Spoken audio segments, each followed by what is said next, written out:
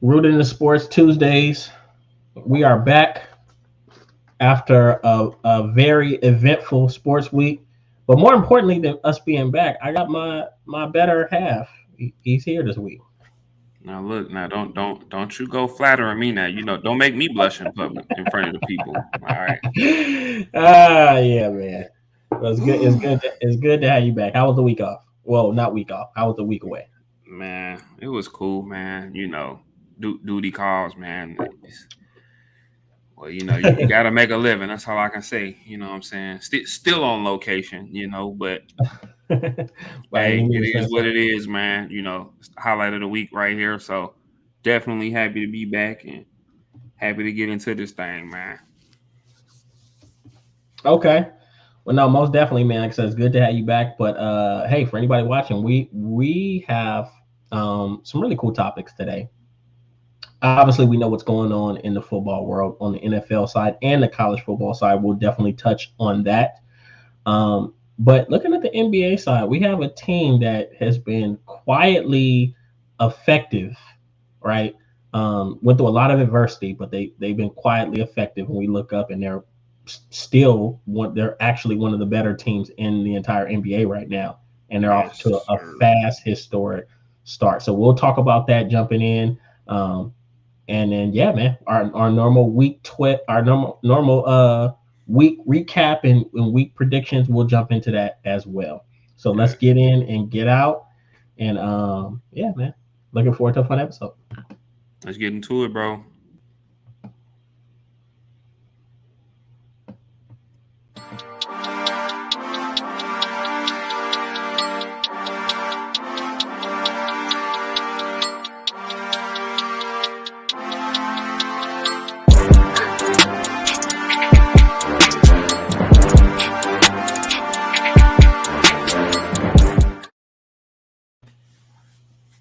What's up, man?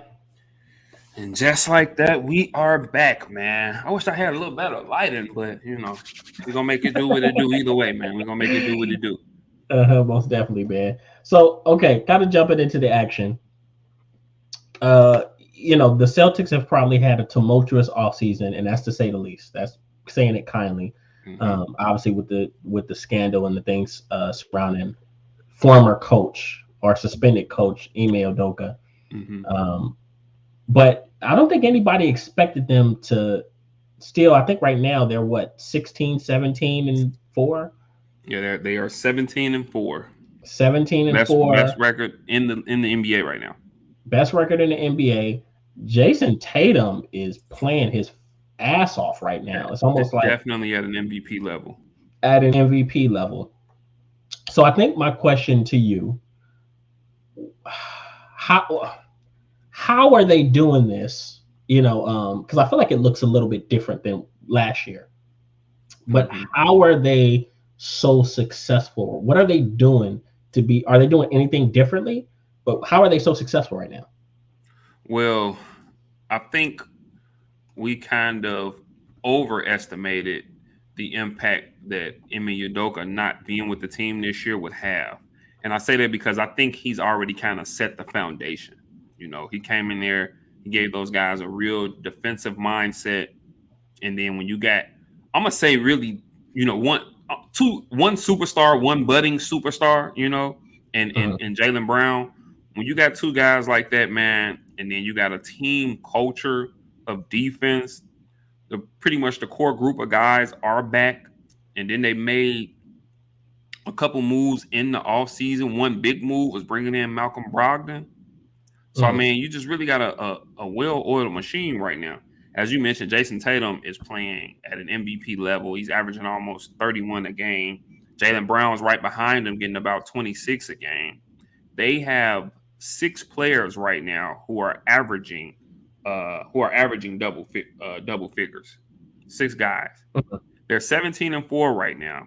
They're still toward the top of the league in all the major defensive statistical categories, and they still haven't gotten Robert Williams back yet, who was like their defensive anchor in the middle, Anchor. so to speak. Yeah. You know what I'm saying? So, uh, I mean, they can only get better, and we got to give credit where it's due. The interim coach Joe Mazzulla He's doing doing a it. He's doing a very good job. He's doing a really, really great job with this team. Obviously, I didn't think they would miss the playoffs or anything, but I No, did but you thought they not see would. them jumping out to a start like this. But you thought there would be some form of a drop off.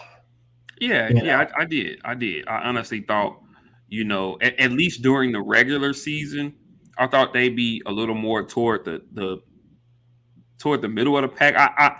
I wouldn't have guessed them being the number one seed right now in the East.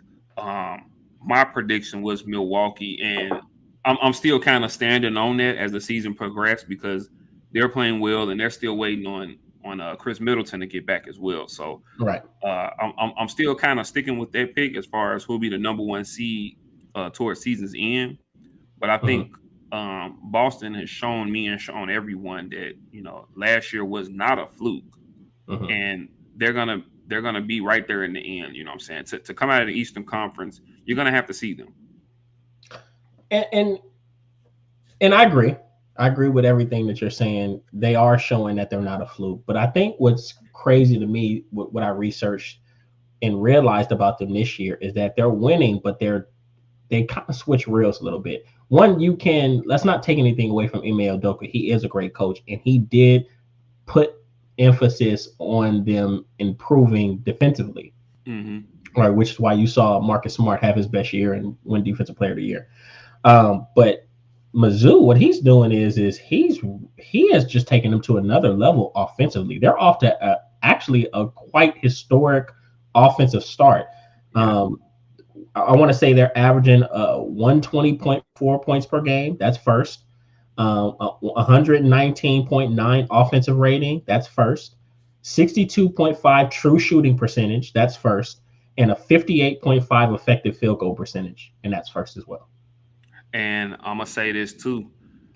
Offensively, it makes a big difference when you have more of a prototypical Typical. point guard that you Mhm. can have kind of distributing and getting guys in positions where they need to be.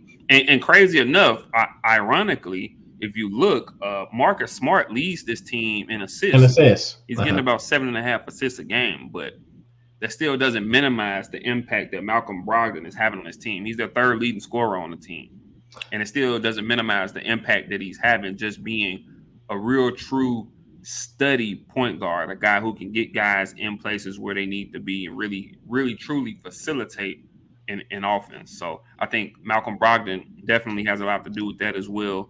Jason Tatum, he seems to have came back really, really motivated off that finals performance from last year, Oh yeah, you can tell. which wasn't necessarily his best performance, but he's came back really motivated. I think he's probably third on my MVP list right now.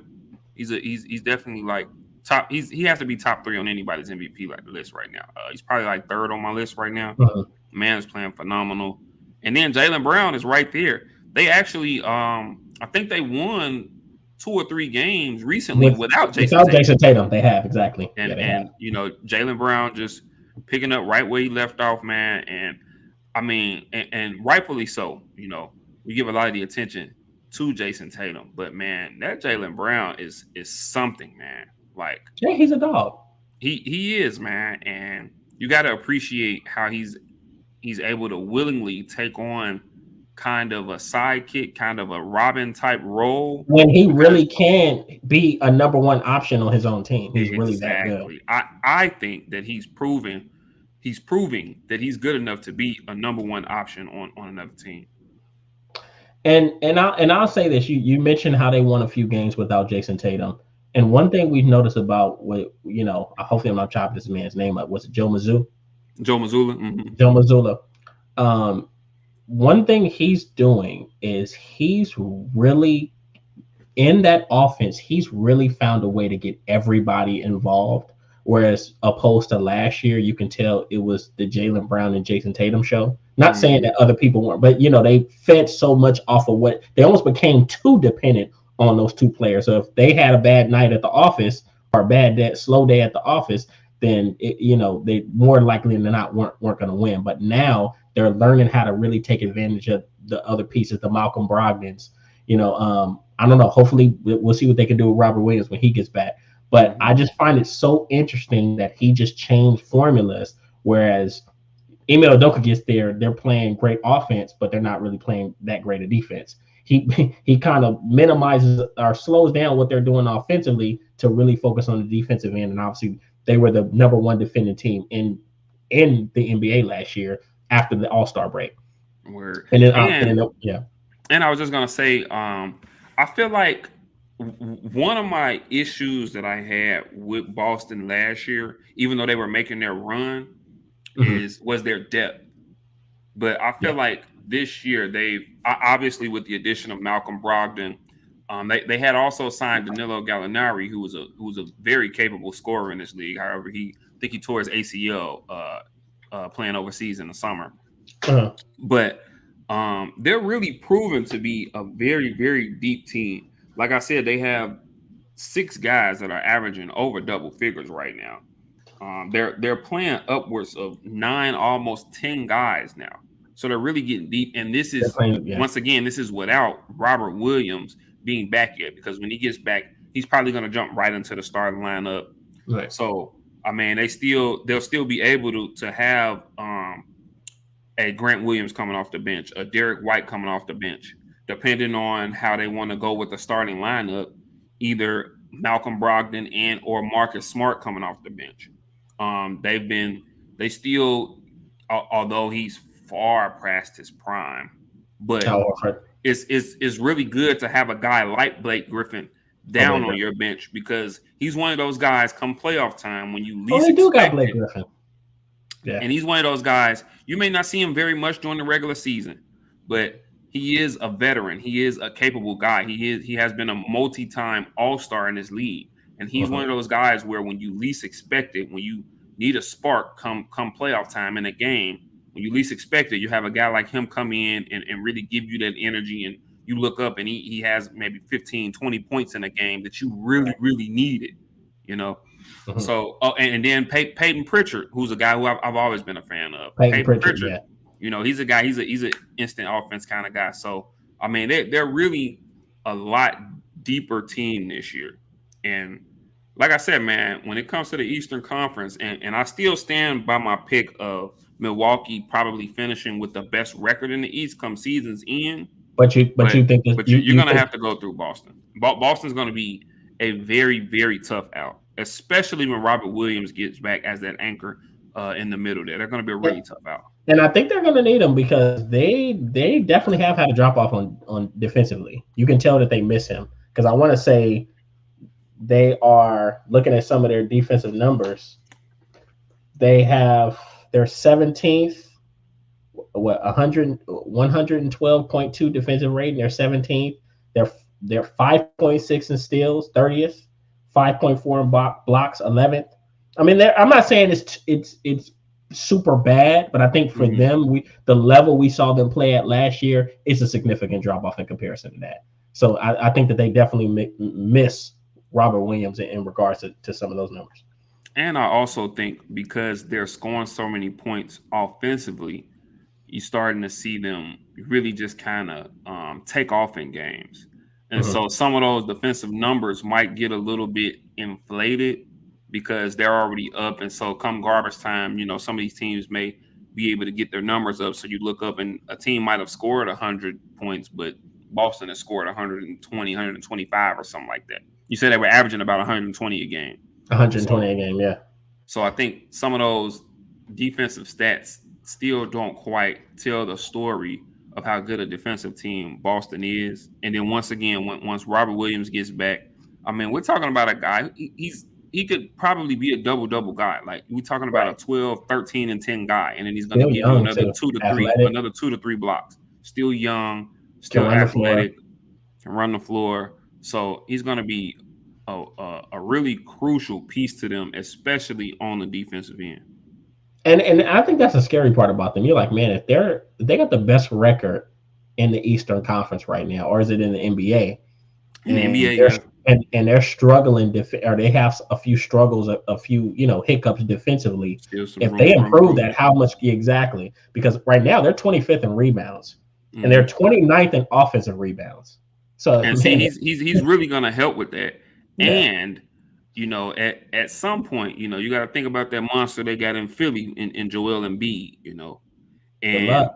You better. yeah, You better. you're gonna need Yeah. somebody, you know what I'm saying, Yeah. who's going, as they say, pack their lunch pail every day, you know what I'm saying, in a 7 game series, because Uh-huh. right now they really don't have anyone who they can legitimately throw at him and even have a stand a chance of slowing him down. And, So and I'll throw another guy out, even though he's not on that level, but you still gonna have to see Miami and Bam Adebayo, still got to see Bam, you know what I'm saying, and another we know another Bam's great gonna bang. Yeah, yeah, a banger, athletic young big. athletic guy. You know what I'm Mm-hmm. saying? So I mean, now at the moment, I mean, who you throwing at that? You throwing maybe Al Horford at those guys? You know what I'm Way saying? past Which his prime. I mean, he's an old wily veteran. You know what I'm saying? He as he Mm-hmm. proved last year, he's Yeah, still he's still capable of having those games on you. But I don't know yeah. over across a 7 game series if you want Al Horford primarily Uh-huh. guarding Joel Embiid because the man's a load. He pulled a few out his ass. No, yeah, he He, he and he that's why they got him. That's why they brought him back last year because that's the role he'll have. That's what he does. You know what I'm saying? He will stretch the floor. He will play tough. You know what I'm saying? He will rebound, and he will make some big shots. And that's why they brought him back last year. Most definitely. So, yeah, man. I mean, I guess we got to stop sleep. I know I slept on him. I was looking. We looking at all these other teams. We looking at Golden State having their early season struggles. The Yeah, Lakers sucking. I think they lost a buzzer beater the other day to Indiana or yeah. last night. Last night. Mm-hmm. Um, I mean, we're looking at all these higher profile, or at least at the moment, higher profile teams, and we kind of, I don't want to say we wrote them off, but we just didn't expect the success. And the Celtics have found a way to just really dial in and get focused and playing some pretty goddamn good ball right now. I just want to point out, although my Bulls are struggling a little bit to start the season, I just want to Mhm. point out that of the 4 losses Boston has, 2 of them are to the Bulls. Just thought I'd throw that Yeah. out there. He's gonna talk his trash. What's y'all record right now? Okay. What, 9-11? So, He said I hey, can but I can but sleep with two at of night. those 9 are against the best team in the league right now. Hmm. This man's fucking crazy.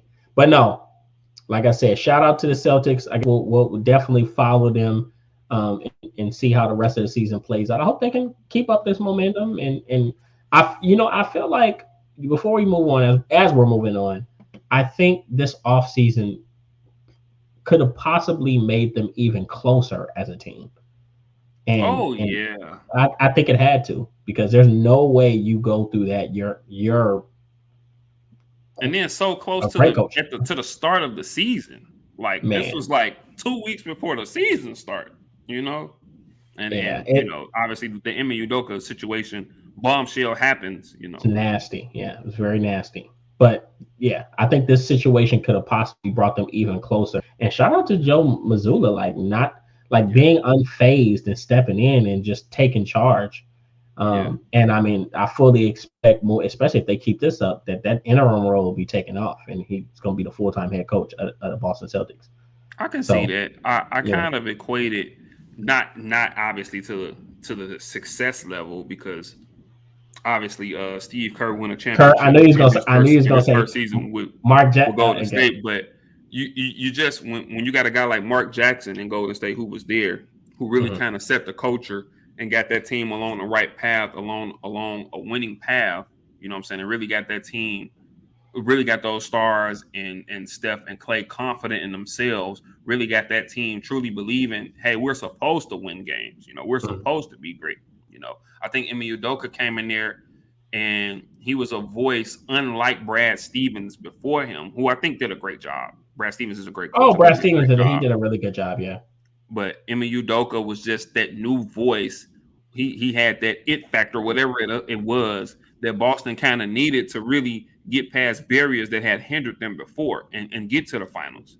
And now Joe Mazzulla coming in, hey, you know what I'm saying? Just keep the standard. You know what I'm saying? As Mike Tomlin says, the standard is the standard. Keep the standard, keep the culture, you know what I'm saying, and keep this keep oiling this machine and let it keep rolling. 100%. And he's looking like he just stepped in, and he could be. It's too early to tell. Next in a long line of successful Boston Mm-hmm. Celtics. head coaches. So Mm-hmm. yeah, so it's gonna be fun watching them throughout the season. Especially the Eastern Conferences look like it's starting to heat up a little bit. But that was basketball. More to come on that because obviously we know basketball gets really interesting once we enter. Once we go into the next year, we start getting the All-Star break. That's when things get juicy on that end. But right now, man, we got to give a quick update on these college football playoffs. Um, Yes. update. I mean, Very, you, very interesting weekend of college football. I mean, you know me, man. I'm acting a goddamn fool over here. Um, I taught. And Listen, got man. your boys in the top I four have now, been huh? talking shit for years to all man. I mean, I literally, man, especially SEC fans, SEC fans, ACC fans. I've been talking shit about how good USC was going to be, but even I didn't foresee them. Me and Isaiah talked about this a lot last week. I didn't see them making this quick of a turnaround, and you got to put some respect on Lincoln Riley's name as Oh a yeah. coach. Oh, he's a. I have my reservations with him because of his teams and their defensive efforts. But Mhm. make no mistake about it, he's a easily a top five coach in America, and you can argue him being higher, but he's easily a Exactly. top five coach in America.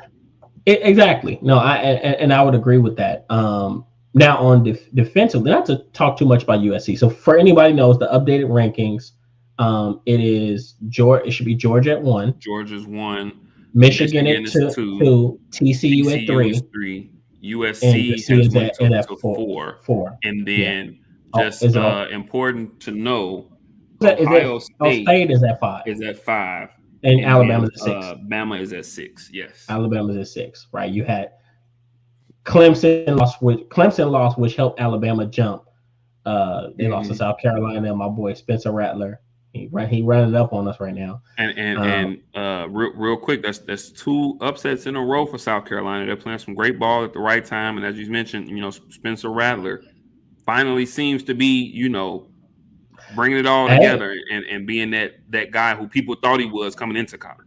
if I'm him, I'm riding it. He needs to ride this wave into his senior year, play another year at South Carolina, So you and do run it so up. you do think he does need to go back though. He needs to go back. It depends on what his if he plans on going pro. To me, he needs to go back. Go back. Continue to Even if work on. he because they're going to make a bowl game, even if he has a phenomenal showing in the bowl game, you'd still go back. I'm just looking at the man's draft stock. I personally think Spencer Rattler is a first round quarterback. Not, but I think he needs to First round rebuild that talent. stock. First round talent.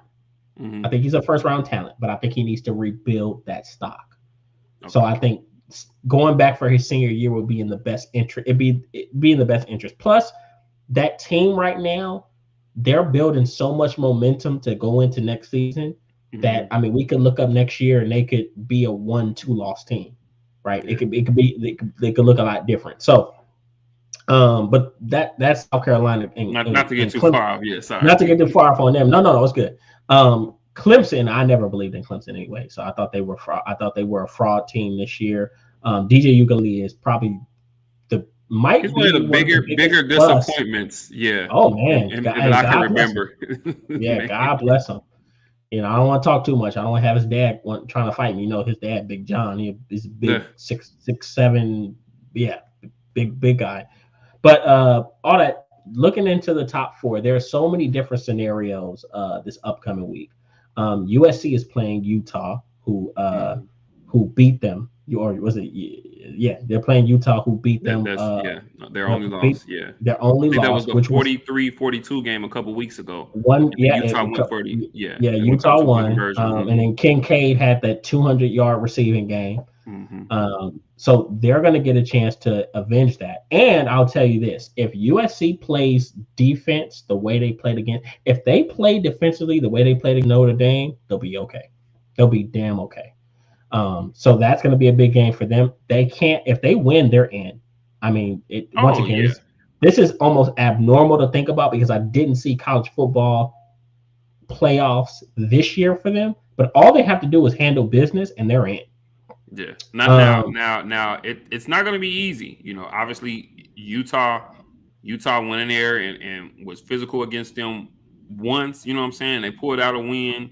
It's not going to Well, be easy. the funny part is you watch that Utah game. It wasn't. They didn't. It wasn't like they just It ran the wasn't necessarily football. the run, which is what we It used to was from it them. was the Hmm. it was the pass. It was Kincaid. That tight end Kincaid had that big game. So that is going to be the interesting part, seeing how they change the game plan or how they improve upon last time's performance. And even once again, it was a 1 point loss and it was on the road. This time it Hmm. should be what in USC. I think it's at the Coliseum. Well, is it because this is the Big 12 championship? So I I mean thought the they try to make Pac-12. it at a. I mean, Oh, I'm it's a sorry, neutral site. the My bad. Pac-12 championship. Pac-12. Yeah. It's at a neutral So I site. think it'll be at some sort of neutral. Now, where? Don't give me the line. It might still be in California for all we It know. might be. I was saying it might be more so at home, but I mean, I Yeah. don't know. We'll see how that works out. I think Michigan plays Purdue. Yes, for the Big Ten. So Michigan. I have a Go ahead. question for you since Go we're ahead. talking about the college football playoff. Okay. So for me, okay, let me throw this out there. Okay. So our top three: Georgia, Michigan, TCU. Okay. Are those three teams set in stone for you? Even if one of them happened to lose, are those three teams set in stone for you as the You three said teams you in the you college said football playoff? Georgia, Michigan, TCU. Yeah, one, two, and three. The one, two, and three teams are. If one of them were to take a loss on Saturday, are they still in the college football playoff for you? I think one of them. Honestly, I think there's a possibility that all of them get bounced out just because the committee loves Ohio State and they love Alabama. So where it gets tough. Okay, so think about this. Georgia's playing LSU. And LSU, Hmm. I want to say, is ranked 11th now. If Okay. let's say LSU was to come in there and beat Georgia, which is very possible. We've seen crazier things happen. Right. Is it out of the possibility that they fall out of the top four? To me, it is. I don't think so. I Not don't that think they I don't so. don't deserve to, but I think it is a I, because of what we've known with the committee, and I'll be honest, the SEC bias that they so, have. so so I'm gonna tell you what would happen if, and I'm Can gonna you tell you why imagine a college football playoff without an SEC team? I would love it. That's I want it. blasphemous. I want it. I want it. I would happily take it. As a matter of fact, if they, I think that this would open the door for Alabama or Ohio State to get in. So if let's say if an LSU beat a Georgia, what are you going to do? Let's say LSU beats Georgia, USC handles their business against Utah. Who is TCU Hmm. playing again? I don't even know who TCU K is. State, they got K State in the Kansas State. Big Kansas. 12 championship. Okay, they're Hmm. playing Kansas State. Okay, TCU handles their business against Kansas State. And that Right? won't be an easy one either. It won't. When it matters, you're going to put one of those teams out when Georgia just lost to the 11th ranked team in the nation.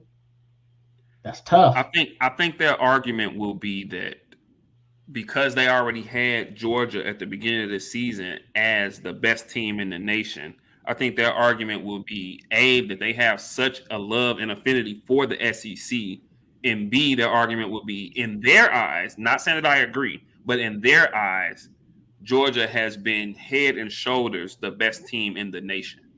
I'm not saying that I agree with that, but I'm I just saying from the college football so, committee so standpoint. okay, I'll be honest.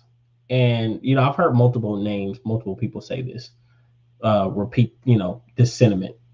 I don't think there's a true juggernaut this year. Like I I think Georgia is 100%. so so I think so. Michigan is close. Now, I now, think now here's the Michigan thing. is close. Now here's the thing. I agree. If this was the Georgia of last year, I would understand. Hmm. But this was a Georgia that had some games where they had The one or two Mizzou games. game. Yeah, the Mizzou game where they Yeah. were on the road. So it's not like they're just head and shoulders better than everybody else. It's just that they're just a better team. They're the tallest amongst midgets. That's not to shame everybody else, but it's just Yeah. saying that this year there's no one team that's just like, oh yeah, there's no way in hell we can beat them. Georgia has a questionable offense. They have a great defense, but the crazy part is their defense isn't anywhere near as good as it was last year. where they were True. holding people at 0 points. So it's changed. The formula's changed a lot, and it looks a little bit different. I think for me, I'm just looking at like if Georgia loses to LSU when it matters, kind of like Ohio State. Ohio State has been a great team all year. They They have. they got blown out at home by Michigan in a rivalry game at home, not on the road. Everybody else was on the And road. and that's the best win any team has this year by far. Exactly. So Ohio State has to eat that. They can't say anything. They can't say, "Oh, we deserve to be in the top four." You guys got blown out at home. So let's say LSU were to go to Georgia and beat them right now when it actually matters most. Can you really justify keeping them in the college football playoff? And they lost the 11th ranked team, and you have Ohio State right outside, or Alabama, who we watch this, who we know the committee will find any if they can find a slither of air, a small pocket, they will get Alabama in that college football playoff. I think okay. I think first of all, I think I don't care who loses. I think if they get Alabama in the playoff this year, I think that's just crazy. I don't care who loses. Oh, They by the way, find a way to put Alabama in the playoff this year. That's just there's crazy. never. But I'll tell you this though. I'll say this as a USC fan. I'd rather USC play Alabama than Georgia with that defense. I was just going to say because you think that Oh, there's more vulnerability in Alabama's oh, defense, and 100. Caleb Williams will have a field day on that defense, and and we know they religiously struggle with those type of quarterbacks who can prolong plays a little bit. Yeah, exactly. So I mean, I'm just looking at it matchup wise. TCU, I'll tell you this. I think the committee is looking for a reason to put TCU out. I don't think that they really want TCU in there. I think it's just kind of like it's kind of. I feel like this is a committee with TCU. Fuck, gotta put them in the college football. exactly. Like this is them But eyes rolled. I think that so you got Ohio State at 5, Alabama at 6. I think okay for me. Now, once again, not that I agree with this, but Mhm. I think the college football committee is going to look at Georgia, and even if Georgia loses, they're going to keep them in just because the SEC bias, And, how and, strong they think the and, SEC is, and and, the fact that they're going to say Georgia was the best team all year. and, That's what they're and, going to say. and, and what that means, and what that would mean is you would put out either a TCU or a USC that handled business when it mattered most. I think that would be a terrible reflection on the committee. I think that would make them look very bad. But once again, they don't care. Now, I think what I'm getting to is when it comes to 1, 2, and 3, Georgia, Michigan, TCU. I think no matter their outcomes, I Oh, think all three hell teams, no. no matter their Hey, outcomes, I think all three Michigan. teams are in. Hey, Michigan can't lose to no fucking Purdue. I mean, Purdue's not. No, but They're not no, in the no, Big but Ten championship for no reason. no, Don't get me but wrong. I think they'll go out there and handle business, but no, but they can't lose to Purdue. If they lose to Purdue, is come on, man. I mean, okay, but they granted the Big Ten isn't, I guess, as great as people thought it might be or as it normally is, but they still have the best win in the country this year. But can we? You cannot not put Michigan in. Okay. So and that's what pisses me off so much about the college football playoff because it's so anti result driven. It's more so like popularity bias or how much we like this team. Because the truth is you have to handle like let's look at a regular basketball or football playoff. Mm-hmm. Can you say, oh, okay, we lost this game by 1 point, but we beat the shit out of this team in the first round, so we should advance? That doesn't mean anything. I mean, that's true, but so I mean, most of the time in basketball, you've played a team multiple times. True. Whereas, unfortunately, in football, we just got the one sample size to go from. So even if Michigan loses to Purdue, how do you can't put an Ohio State in over them after they just smashed Ohio State in Ohio State, and clearly you can't put Alabama in over them. So that's why I say even if they lose, they have to be in. You drop them 4 maybe, but they have to be in. I just have to look at it from this standpoint. I will probably stop watching college football if USC and TCU handle business and one of those upper teams, whether it be a Michigan or Georgia, lose, and they bump one of those teams that handle business because of them losing. That'll be Oh complete no, no, no, no, bullshit. no! I don't think that. I don't think that that happens. I think Oh, you think that they just swap them? hypothetically, yeah, I, hypothetically, I think if Michigan were to lose, they just dropped a 4.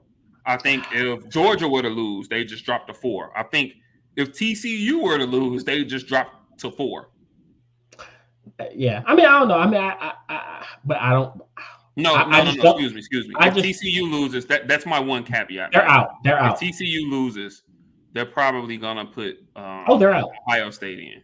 But the reason why I feel like that's so unlikely is because the committee, I think, is looking for a reason to put Ohio State or Alabama in. Mainly Yeah, Ohio State, you know, just because they're such an exciting team with a Heisman candidate quarterback and receiver. yeah, Well, yeah, I don't think he's a and not finalist. that. Yeah, So that's the only reason I don't see it just being a rearrange because they want to put Ohio State. They wanted Ohio State to be in there. They still want Ohio State to be in there. But yeah, USC, well, here's the thing: you're not going to bump USC. Not only is USC a big brand and a big market with the Heisman favorite in Caleb Williams. mm-hmm. That's so that money gets involved in publicity and excitement. Yeah. So they're not If going to bump USC you. wins, they're in. Point They're blank. in. Period. So I don't know, man. I think All that's four, obviously, all 4 of the teams win. They're mhm, in.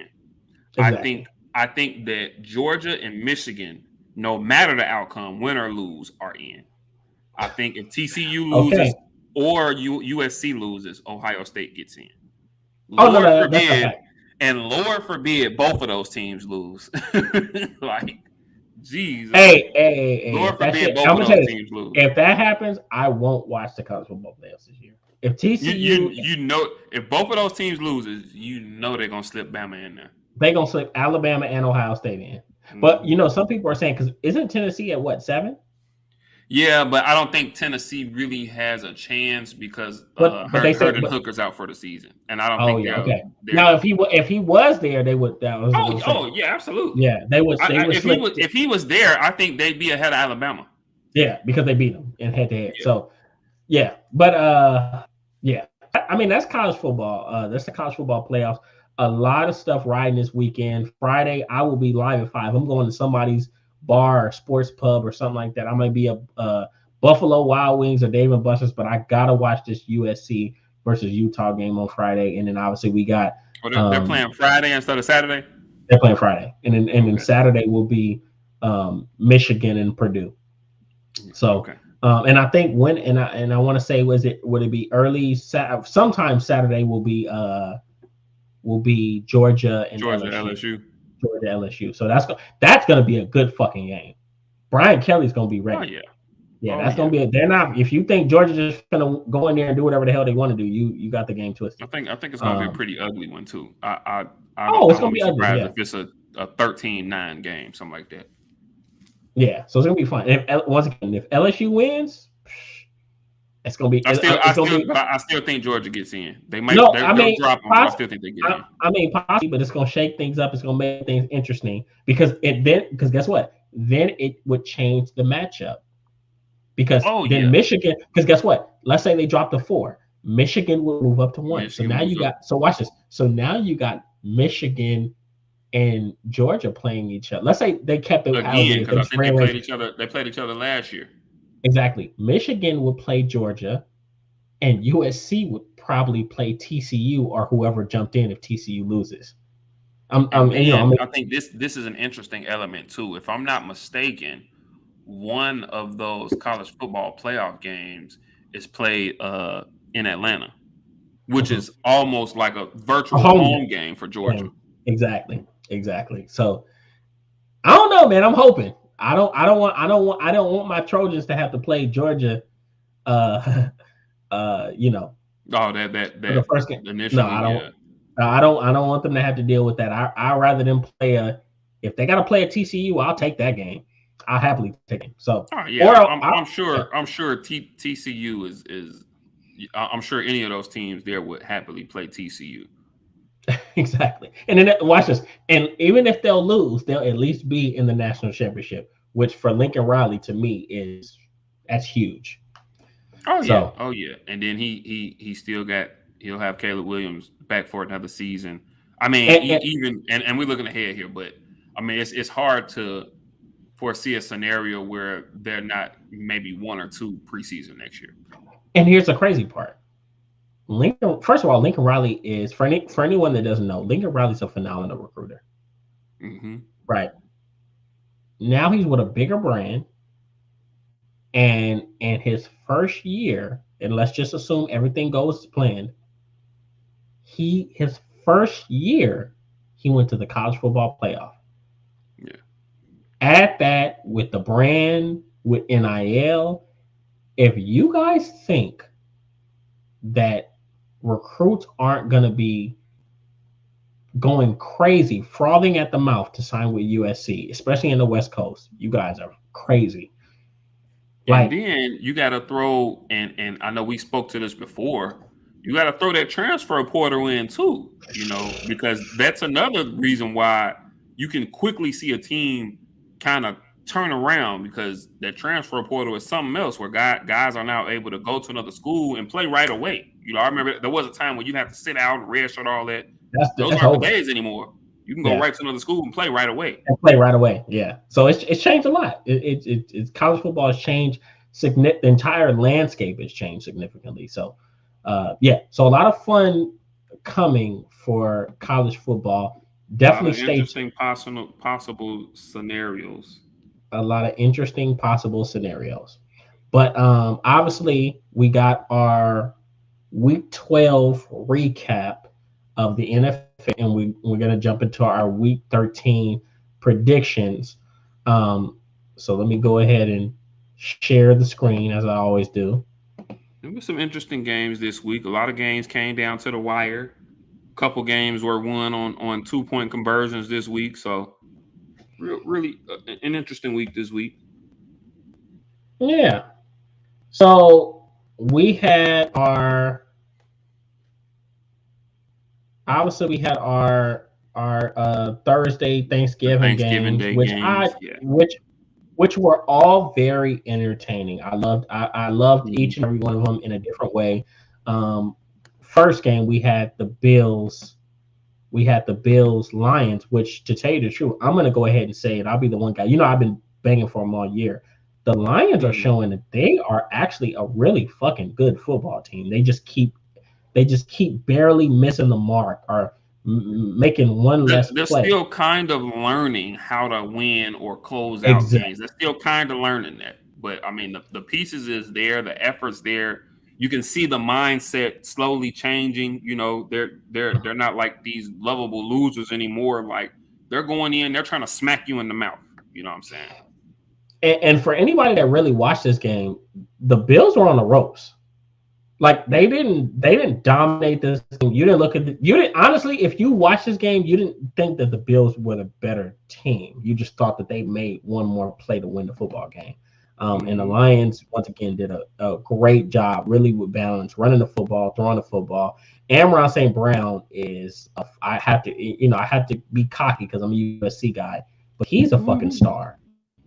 Oh yeah, he is, and He is he's a only going to star. continue. He's getting better year by year. He's only going to continue to get better. And And the funny thing I is, think he's proven to be a number one receiver. He's proving himself to be a number one receiver. and it's crazy because I was watching him slide down the draft, and I'm like, what the hell are these people thinking?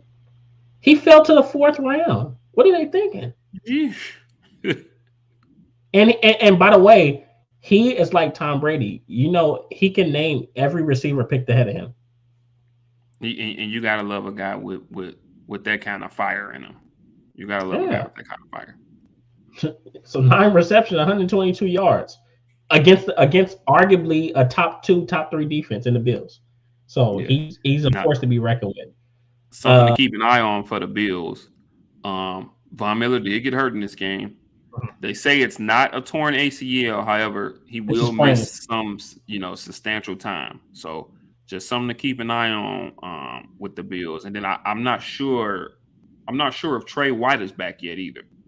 No, he's not. I don't Oh, think okay. he's back. I He's don't not think Trey back yet. White is back yet either. So some really key injuries on that defensive side of the ball for the Buffalo Bills. And then obviously, and I know we say this a lot, and even looking at the numbers, I mean, um, Singletary didn't have a bad game. He was, he had 72 yards. He was running at about 5 yards a clip. But Josh Allen can't continue to be your leading rusher. Your quarterback can't continue to be your leading rusher. And then we already know about And the UCL injury that he has, and you're steadily putting him in harm's way. Like you're gonna get this dude killed like this. and the funny part is UCL injury, throw the ball 42 times. Ridiculous. That too. But I mean, what Ridiculous. they really it's really Josh Allen or bust for them. You know what I'm saying? Uh-huh. Either he's gonna sling it or they're gonna have some sort of design run. And he's a physical runner. Like he's almost like kind of a Cam Newton-esque runner. He's not Like he's not he's not sliding. looking to slide. You know what I'm No, saying? he's He's he's looking to not. finish out a run. You know what I'm saying? So He's still farming. Yeah. So I mean, good luck on that. But I think that this game, the Bills, I would say more so than them winning this game, I think they escaped it. I think yeah. they were able to make it out of this game. This was a game that I think that for at least 3.5 quarters, the Lions were the better team. Yeah. And they were the more competitive team. But Bills were a little bit more talented. We know Josh Allen is special, and they were able to make the few plays to ultimately win them the football game. So that was the first game. Very fun to watch. Then we had obviously the Giants Cowboys, which I think everybody knew was going to be tough. The Giants are a playoff football team right now, and the Cowboys are a playoff football team right now. Mm-hmm. And this is a rivalry match. Dak Prescott didn't play the first game. It was Cooper Rush, but this was just a classic back and forth between two division rivals. The Giants jumped on them early. The first half was pretty porous by the Cowboys on penalty wise. They couldn't move the ball on offense, Mm-hmm. and defensively they had a few lapses. A few lapses, but once again, it didn't allow things to get out of hand. But ultimately, they were able to pull things together in the second half, and you start to see that talent shine through. Yeah, I really feel like some of those early turnovers really kind of kept the Giants, in the In game. the game, exactly. Dak had a much better second half than he did first half, but Yeah. clearly he has some things that he has to clean up. You know what I'm saying? Yeah. Like moving forward, moving into the playoffs, he's really gonna have to up his play. You know what I'm saying? Those turnovers they're just unacceptable, especially moving forward in the playoffs. I got to give a shout out because I know I give him a lot of shit, but I got to give him a shout out. Zeke Elliott looked good. He ran the ball really, really well the other day. Thursday, excuse me. Yeah. He looked really good. As a 1-2 punch, as a tandem. I mean, I'm gonna say this, man. I it's kind of paining me to say this, but guys, I get the feeling this isn't your normal Cowboys team. Like, it's almost like a lot of times with the Cowboys, it's almost like, hey man, what can go wrong will go wrong. At some point they're gonna let you down. I can't lie, man. I'm starting to drink the juice, man. Like I'm starting to hop on the bandwagon. Like I think the Cowboys could really be for real this year. Like their defense is stout.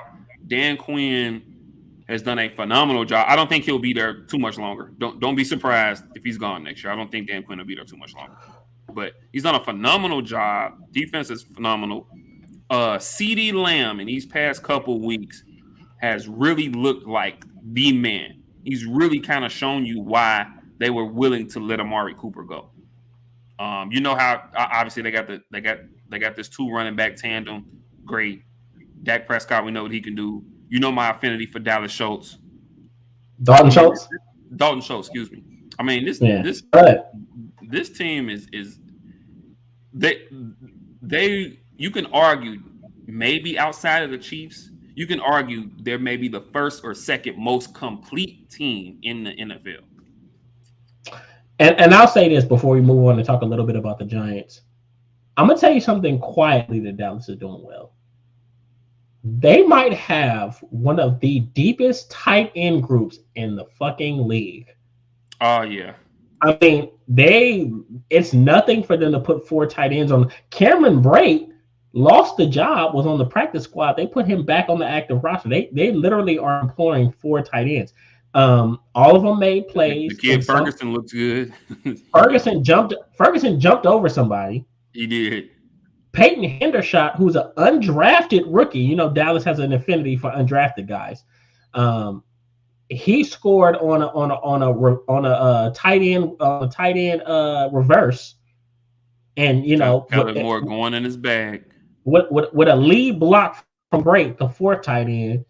They jumped in the in the Salvation Army bowl with the whack-a-mole. That was pretty cool. So I mean, just a really fun team to watch. I'll say this: they have to clean up the penalties. That can be something that dooms them. But I think that they're headed towards the right direction. I know we talked a little bit about Dak Prescott and CeeDee Lamb. I think they're really trying to find that, and it's happening.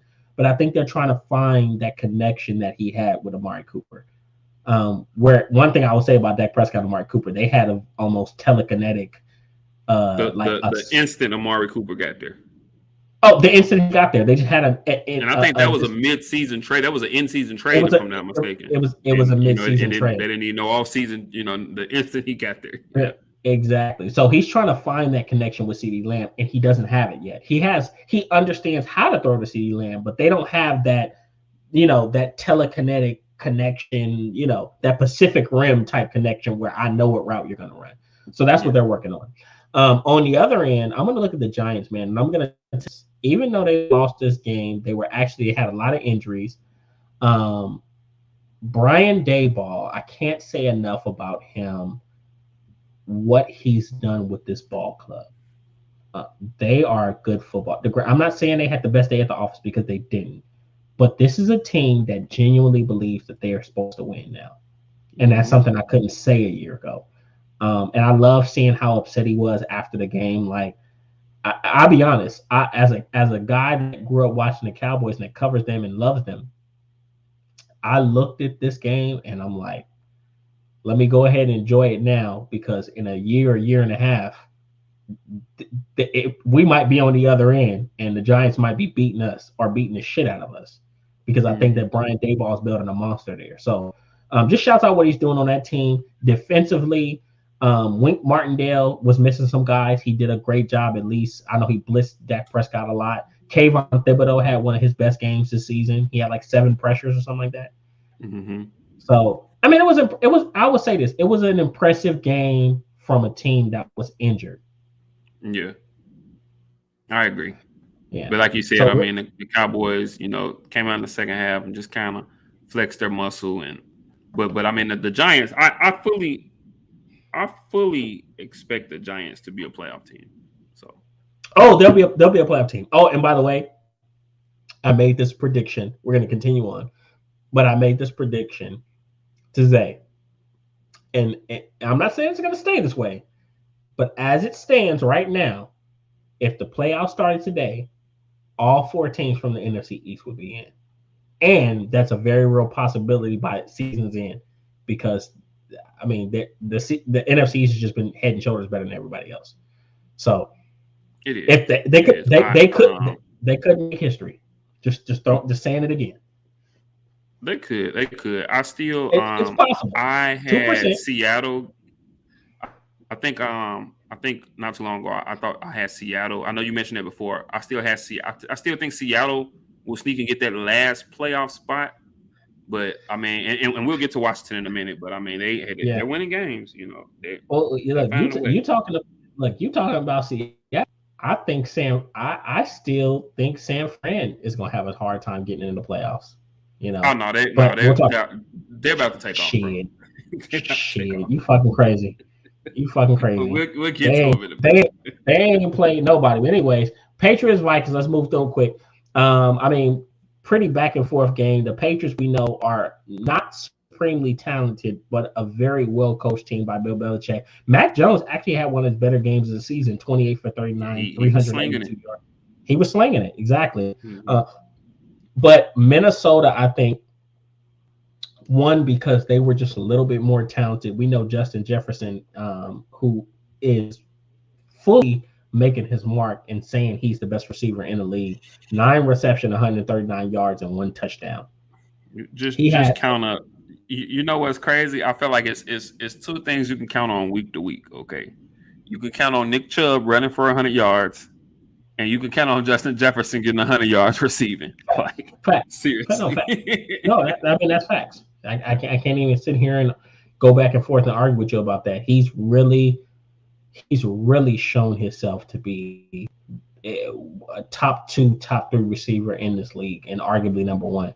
So Yeah. impressive on his end. But I don't have much to say about this game. It was entertaining to for the most part, very back and forth. But I think the Vikings won just because they were a little bit more talented. The Patriots very much so could have won this game. Yeah. I do think moving forward, the Vikings definitely have some things that they need to address defensively because guys are just we seen what the Cowboys did to them, putting up 40. And then like we just said, man, Mac Jones was just able to just I mean, anything he wanted, he was really getting it. Unfortunately, defensively, the Patriots couldn't really do much as well, but offensively, Mac Jones was pretty much getting what he wanted. This was arguably the best game he's had in his career thus far. And Minnesota got some things to address defensively. Exactly. Well, no, 100%. I agree. So we got Buccaneers Browns. I mean, it went into overtime. This was a game that most people, even myself, expected the Buccaneers to, I don't want to say run away with, but just win. But it was some bad clock management from Todd Bowles, I know, in the closing minutes of the fourth quarter. Mm-hmm. And I mean, the Browns were able to kind of capitalize on those mistakes and push it into overtime and ultimately, win the game. And this is the funny part. The Browns won that game, and they're not going to be a playoff team this year. No. The Buccaneers are still number one in their division. That Funny just enough, shows how bad bad. that division is. The NFC South is terrible. I really don't. I'm gonna ask you this real quickly. Like, Throw it out. what's wrong with Tampa Bay? Now I know they've had their injuries. I know they did, but I mean, okay. I know there's the obvious thing. They struggle running the ball. They can't run the ball. I think I told you coming into the season, my if it was one thing that gave me cause to pause for them, it was the changes on the offensive line.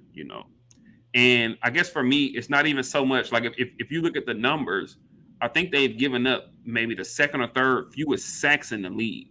But they do give up a lot of pressures, and this team cannot run the ball. Obviously, Leonard Fournette didn't play the other day. I don't think it would have mattered anyway. But they cannot run the ball. Like what's the problem with this team? Well, I will give them credit, a little bit of credit. Rashad White actually had a pretty solid game. Yeah. He rushed for about 50, 60 yards. He received for about 40, 50 yards as well. Mm-hmm. So he had a solid game. He's actually a really good find for them at the running back position.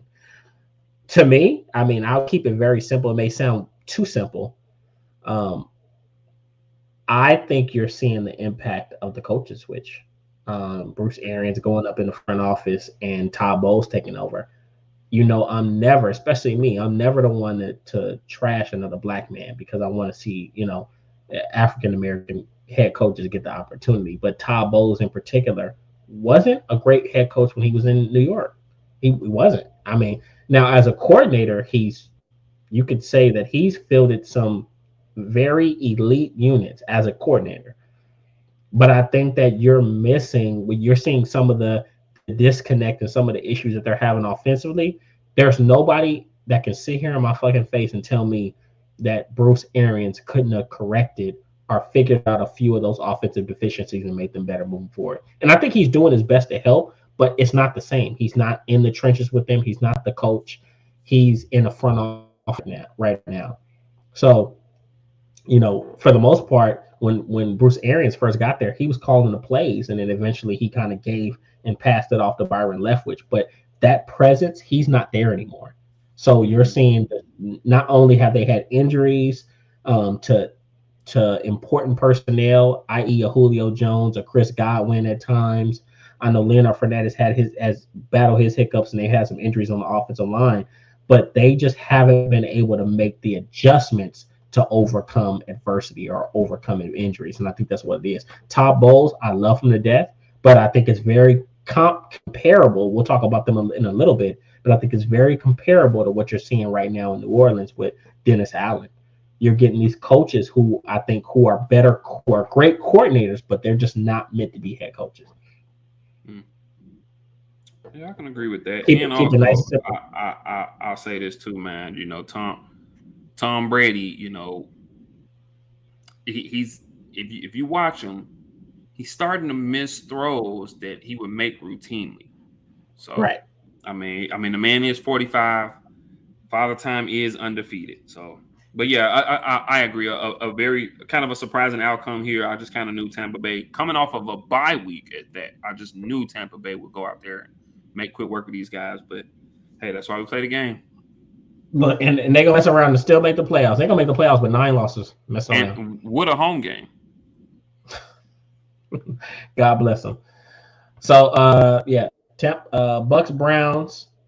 Obviously, we know, just quick on the Browns, we know they're getting Deshaun Watson back. So, I mean, they're not making the playoffs, but right now, this is going to be an important stretch for them because now they're building towards the future. So, we'll see what Deshaun I mentioned that a couple weeks ago. Yeah, they can maybe get some sort of rapport going between him and the receivers and just see what they got. Exactly. Bengals Titans. Bengals won this game 20-16. I think this was a statement win for Cincinnati. And the reason why is because I think what it showed was similar to Kansas City. I'm not saying that they're at the current level of a Kansas City, but I think they showed that they can play in different type of games, whether it be high scoring.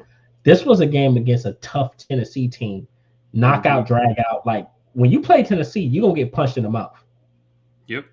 You got to eat it, and you got to get up, and you got to swing back. And that's what the Bengals physical them and won that football game.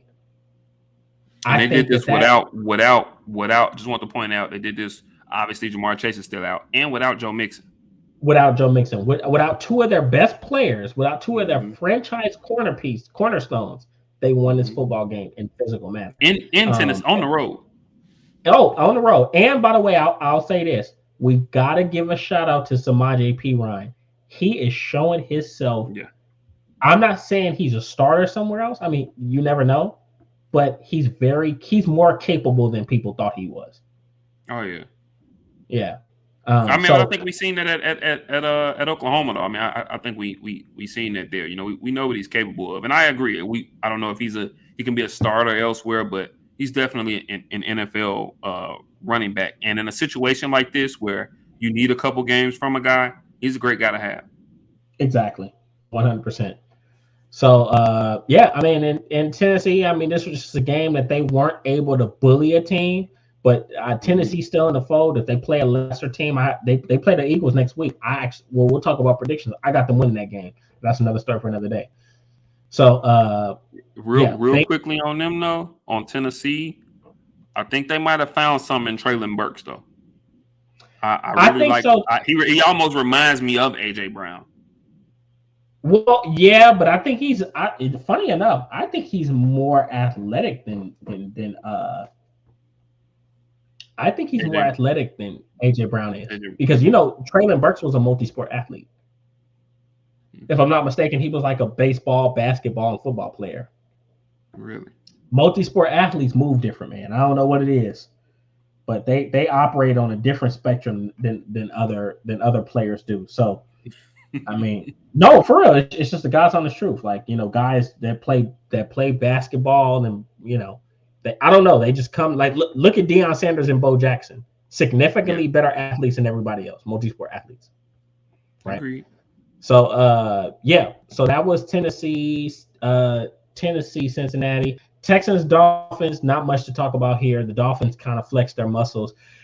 Tua had that hit where he kind of got up, he kind of was twisted up and stuff on the ground, but Yeah, this man is he's getting hit pretty bad. Every But man. he had injuries to both of his tackles. I think that's going to be pivotal in this upcoming game. Mhm. But he had injuries to Austin Jackson and Teron Armstead. So it's going to be moving forward how they operate with some of those injuries. But they're still a very talented team, especially they got the fastest, probably the fastest wide receiver duo in NFL history, in Tyreek Hill and Jalen Waddle. Oh And yeah, they're starting to find a run game where Raheem Mostert and Jeff Wilson. yeah. And I mean, they're I almost feel like they're quietly 8-3. Like it almost feels like they're quietly just chugging along.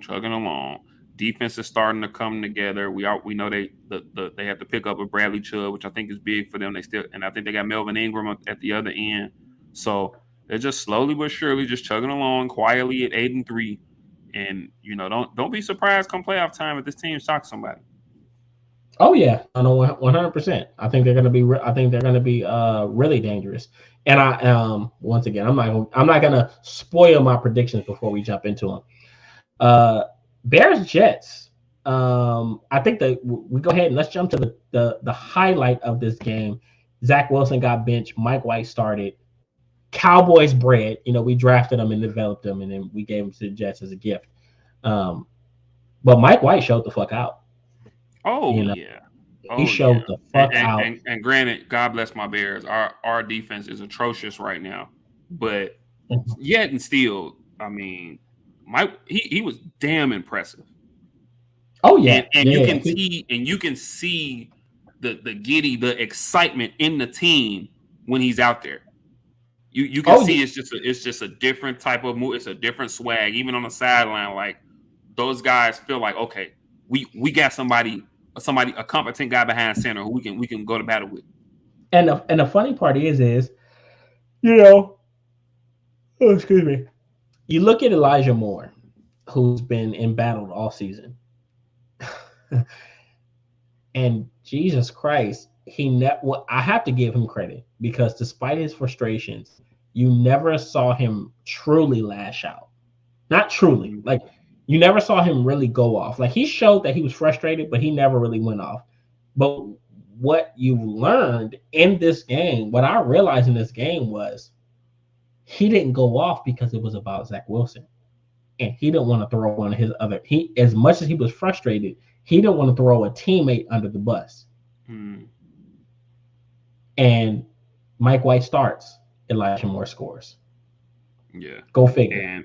and then this kid Garrett Wilson, man, pretty Get a pretty pretty damn impressive, bro. Garrett Wilson is an athletic stud, man. I told you, when I watched Garrett, when I was scouting Garrett Wilson, I was looking at his tape. I said scout like I work for a team. But The- when I was watching his tape coming out of Ohio State, he is an athletic freak. And he can do things after the catch that most guys cannot. If they continue to find ways to get the ball in that man's hand, he's gonna. I mean, I'm not saying he's gonna win Offensive Rookie of the Year because it's probably a little late, but I mean, he's gonna definitely be great moving forward. So I'm Mhm. excited to see how Mike White maybe. Hopefully, that wasn't a one-off. I mean, I know he's had some great performances before, but hopefully he can sustain this. But with some of the weapons that they have on offense right now, shit. I mean, hey, they're sorely in the playoff race. They're a playoff team right now. Oh yeah, and I really like the makeup of this team, especially with him under center. And I think it'll be interesting to see how he continues to play throughout the rest of the season, how the season plays out, because Mhm. now I think they're a team that moving forward, and I'm looking ahead, but looking Mhm. towards next year, like their expectations have got to go through the roof next year when they're able, make hypothetically if Mike White can really be like that guy for them under center, they get Brees Mhm. Hall back. I told you I thought they had the best draft of any team. You know what I'm saying? Sauce Gardner, who already has made his statement as one of the top two or three Oh, corners oh, in the oh, league. oh, oh, by the way, he's, if I'm not mistaken, in the AFC, he's number one in cornerback voting for the Pro Bowl. And rightfully so. And rightfully Rightfully so. so. You know what I'm saying? I mean, I like the kid Jermaine Johnson out of Florida State. Like they got some pieces here. Like this could be a really talented team. And then real quickly before we move on my Bears, I think it's just time to shut it down. It's time to I posed this question. I think I posed this question to our chat on Saturday as to whether, we know Justin Fields has the shoulder, the injury to his non-throwing shoulder. And I was a little 50-50 because the question was posed to me, and I posed it to them. Should we shut Justin Fields down for the season? I don't think so. I mean, I don't think so. You know what? I was 50-50 on it because I still feel like he does need the reps. So I was 50-50 on it. However, after this game, our defense is already atrocious. And then we probably just lost Eddie Jackson for some substantial time, if not the rest of the season. Darnell Mooney is out for the rest of the season. Our offensive line is terrible. It's just naturally in him. He already feels as if the only way this offense can be successful is if he uses his feet and he gets out the pocket. He's tough as nails, but he's taking some really big hits. I'm not taking a chance anymore. I'm playing toward the draft. I mean, we got some solid pieces. We'll probably get a top 5 draft pick. We got over $100 million in cap space now. Okay. So I'm personally sitting them on playing for next year, but we'll see what happens. I mean, I don't know. I think he's at the place right now where he really does need the reps, and maybe you do a little bit more as a passer. He has more weapons. Chase Claypool was looking like he was kind of coming into his own this game. I don't know, man. I think this is something that if Justin Fields can play through, maybe you don't run him as much. I think that you take advantage and get him the reps, get him the experience. Especially against the Packers, I want you guys to win this game. Oh, man, look, that would make my year if we could just beat these fuckers. Like, that would make my year. Okay. Exactly. If we could play him, beat the Packers, and then bench him the rest of the season, I'd be A-okay. It'd be a win for me. Exactly. So I think you guys should definitely take advantage of it. Yeah. I wouldn't throw in the towel just yet. So then that's the Jets Bears. We got the Falcons Commanders. I'll keep this one very short. The Commanders have played very balanced ball, run pass. Defensively, they've been very formidable. And they've done what they were supposed to do. They've stopped the run. They've, rushed the passer when they need to rush the passer. They're quietly a very good defense. And then offensively, they really found something in Brian Robinson Jr. I believe, if I'm not mistaken, I believe this was his first 100-yard game. And just to see, for those that don't know the story, this kid got shot maybe a couple weeks before the season. He got shot. And to see him be able to come back, I think it was about 6 weeks before the season he got shot. And to see him be able to come back strong and now be successful and really, put an imprint and really make a vibe as their number one, running back. It's a great story. It is, and that's big, man. That's why I put in the claim for him on fantasy, like literally right now. I just did it right now while we on Redoing Sports. I put in the claim. Reject it. The commissioner's gonna reject that thing. Yeah, man. I had to go ahead and put in that claim. We'll see if God is smiling down on me. But yeah. So do I play you next week? I'll check it. Don't worry about it. I'll check it later. And look, if so, stand by because Jamar Chase is coming back. Good fucking luck. Look.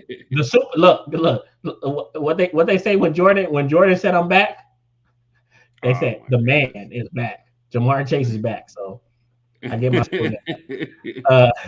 But no, Falcons, man. I'm gonna tell you this, man. I gotta commend Arthur Smith. First of all, This team still has a realistic chance of making Next the play. week, not this week. I'll play you next week. Sorry. You play me next week, right? And I'm Yeah. gonna win that, but I need to get in.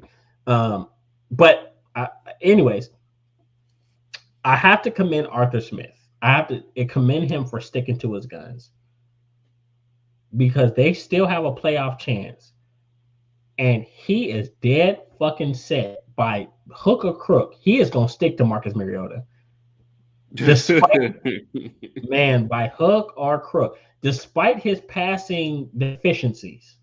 I And know I'm you like, this like is to crazy. see Ritter. I'm sure. I know you like to. I know you kind of want to see him get You a know, little bit of an opportunity. I've been a Ritter fan since he was in Cincinnati, Cincinnati, and, yeah. and I think that had Ritter been there, you might have seen that Kyle. Anybody that knows me, I had Kyle Pitts in fantasy, and it was just Ugh. it was a I had nightmare. him in one of my other leagues too. Yeah, it's It been was it bad. was a nightmare. But Marcus Mariota has it, and I think it's so sad because this is who he is. He's not going to get any. I hate to say it like this, but he's probably not going to get any better. He's been in the league since 2014, Yeah. 2014, Same 2015. same draft with Winston, if I'm not mistaken. Jameis Winston. Jameis Winston went one. He went two. So Hmm. it's not like he's going to magically get better. The odds of that are very unlikely. But he threw a pick. They should have ran it in. They could have won the game, by the way. Yeah. But he threw a pick in the red zone. I want to say they were on the 2 or 3 yard line Hmm. and on the goal line type situation. And that's what ultimately lost them the game. So I mean, I don't know, man. I can't speak for what Arthur. I will say this: Arthur Smith is doing a good job with that football team. He's clearly changed the culture because they're competitive and they're going to Yeah. fight you and they're going to do everything in their power to win. I mean, let's not forget they beat the 49ers convincingly uh, Yeah. earlier this season. But you know, they're going to have to make some adjustments moving forward. Maybe it's Marcus Mariota, maybe it's somebody else, but he's going to have to stop being so naive, and eventually they might need to make that switch at quarterback because I mean, if it's not for Marcus Mariota throwing that pick, they probably win. They're probably in the division lead. Yeah. And I'm assuming that might be part of the reason why they haven't, because they do still have a legitimate shot at winning this division. But if that's the case, then what are you putting Mark? I mean, like Marcus Mariota's never played in a playoff game. I mean, yeah, that's true, but I think they look at it like he's the more experienced guy, whereas I think them putting in Ritter kind of sends a sign to the team, especially at this point in the season. Them putting in Ritter now kind of sends a sign to the team that, hey, this we're gonna chalk this season up, and they're literally like a half game out of first. I Okay, think Tampa's 5-6 and they're 5-7. So true. I mean, that may be it. I don't know. I don't know. I'm just disappointed by. I'm Uh, with you though. I wouldn't have mind seeing them maybe a little early in the season, because I do think Desmond Ritter is a fairly capable quarterback. It's based off what we've seen in college, and I wouldn't mind just seeing them get an opportunity, just so they can see, kind of like that Davis Mills situation. Just, hey, see what you got. You're not going any more than you might as likely. You're not well. going anywhere. Yeah, You might as well. Okay, so then we got the Broncos Panthers. I mean, let's keep this very quick. The Panthers won this game. Steve Wilkes is coaching his ass off with a I very truly, I untalented team. truly hope that they go ahead and give him this job. Give him the job. Let him do what he wants to do personnel wise. He never got a shot. They started my boy Sam Darnold, so I'm gonna act a goddamn fool because he's a USC guy. Let's just quickly jump over to the Broncos. They are a complete They're disappointment, terrible, bro. They are bro. bro, like I probably have them in the same tier as like the Texans, bro. Oh, they're Like they bad. are and it's sad. It's sad because going into this week, I seen a stat going into this week that if they scored 19 points a game, they'd be 9-1. And that's how That's great their crazy. defense is playing. Right. But this team they're bad, bro. Bad. Like They're they bad. are They're bad. bad. Hey, look, and Russell I'm gonna tell Wilson you, is playing and, and I'm terrible. gonna tell you this. I'm gonna tell you the sad part. They're bad, and it's on the and it's really a lot of it is solely on the player who you would at least have thought in Russell Wilson. Yeah. They said Carson Wentz has more passing touchdowns than Russell Wilson. Carson Wentz has been out for like 5-6 weeks. Yep. He has 10 passing. Russell Wilson has 7 passing touchdowns. Like, how the hell does this shit happen? And I Like, think this is obviously the obvious scapegoat. Obviously, Nathaniel Hackett will not be there after this no, season. he won't. He won't. Yeah. And I'm surprised they don't fire him mid-season. I think I'm a little I think surprised too. Yeah. I think well they at this point it's 6 or 7 games that they might let him ride it out. But Yeah. I don't know. I just think they've probably already talked to him. They probably said, Yeah, okay, 'cause he mentioned something to that a couple weeks ago that he knows he's playing for. He's coaching for his job. He kind of mentioned it a couple weeks back. I believe that they've talked to him. They say, hey, we're gonna give you 6 weeks to go ahead and get your family affairs in order where you want to move. No, Lord forgive me. No, for real. Lord forgive me. We don't let you get your stuff in order. We're not gonna fire you mid-season. Go ahead, arrange travel plans, get a house. Look, do your house hunt leave, do everything you need to do. But at the end of the season, you're done. Like as a matter of fact, when I expect for him to move his family when they lose that last game of the season, I expect for him to where everybody's packing up their stuff. I expect for him to go ahead and be gone. But that's another story for another day. Russell Wilson Just had a QBR of 29, bro. Jesus yeah. Christ. And like I told Zay, it sucks because now that franchise has to completely change their game plan.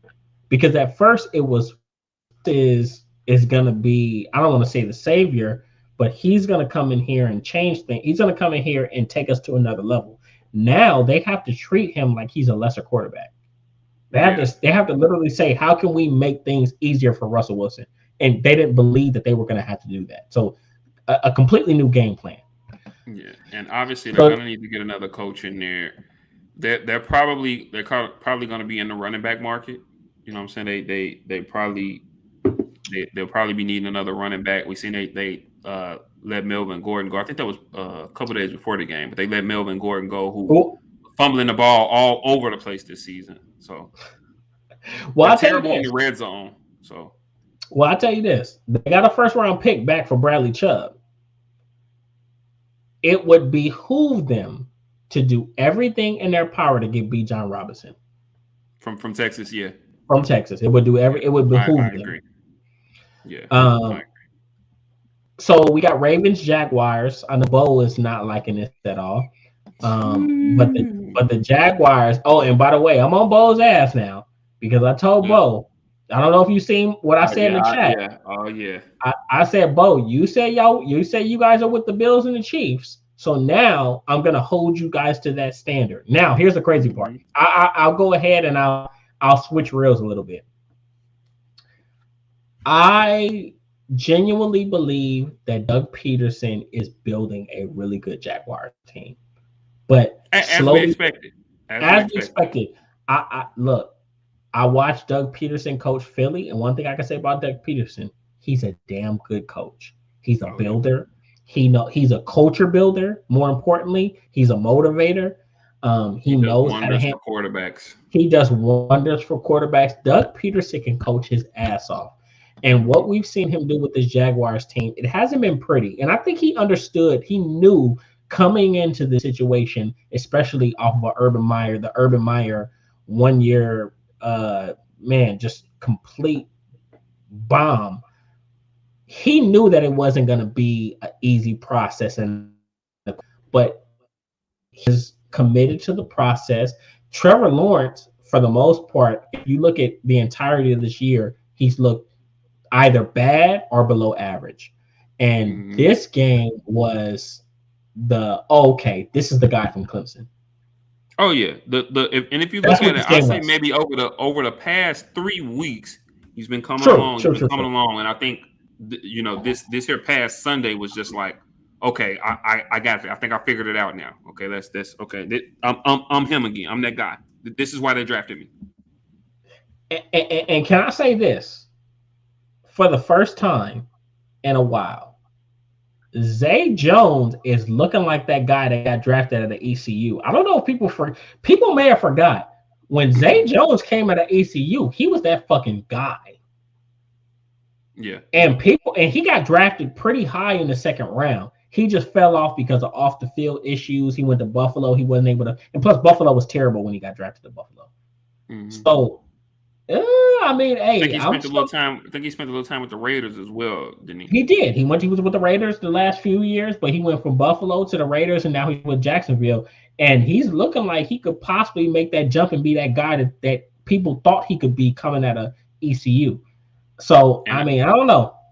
and I'll say this, just real quickly. I don't know if you've seen like that final that game winning drive, and obviously for those that don't know, Trevor Lawrence led Jacksonville on a game-winning drive in the fourth quarter. They scored, and then they went for the 2-point conversion and converted that, and that's how they got the 1-point win. I don't know Exactly. I don't know if you've seen that last drive, but Trevor Lawrence was throwing some dots. Like, Oh, I oh, mean, oh, I mean, and he was letting them. what? He was letting them rip. He was Man, letting them what? rip. And you can tell, you can completely tell that this was a game where Doug Peterson really let him loose. Mm-hmm. So trust me, I'm gonna watch. My Cowboys got to play him in a few weeks. But Trevor Lawrence looked good. He has great weapons, not great weapons, but he has really good weapons. And Christian Kirk, Zay Jones, he still has Marvin Jones there. Travis Etienne didn't have his best game, but we still know he's solid. So Mm-hmm. that's a I young think Jaguars. I think he got nicked up in the game as well, Etienne. Yeah, exactly. So And then on real quickly on the other side, once again, yet another fourth quarter lead that Baltimore has let go. Um, speaking of our trusty buddy Bo, um, we kind of have this debate about John Harbaugh, Jim okay. Harbaugh. Mm-hmm. I always get them mixed up, whichever one is in Baltimore. Anyway, we have this discussion about John. Harbaugh. Mm. John Harbaugh. Okay, I was right. We had this discussion about John, and he's not a big John Harbaugh guy, and I've been wanting to kind of defend him, but I'm not gonna lie, man. He's kind of winning me over to his side with some of the decisions that Harbaugh has been making this season down the stretch of games, some of his time management mistakes, and then I understand at the end of the day, it's the players got to play, the players got to make plays, but we all know that when it comes to a team, and I think this is the fourth time now this season that I think they've lost at least 3 leads of double digits in the fourth quarter, and then I think they were up 9 in the fourth quarter in this game. So this is like the fourth time they've lost a fourth quarter lead of, you can say, 10 points or so, 10 points or so. And at some point, we can say all we want about defense and whatnot, but at the end of the day, in most cases, in most scenarios, that points back to the coach. And so at some point, you're going to have to see Harbaugh kind of get held responsible for what's going on with this team this year. Because, I mean, now they failed a 7-4. I mean, they could easily be 9-2 or 10-1 with some of the leads that they've given up. So, I mean, and I can see that. Maybe he's the person, because I'll say this, and Bo is going to attack me for it. I don't see this Baltimore team as a contender.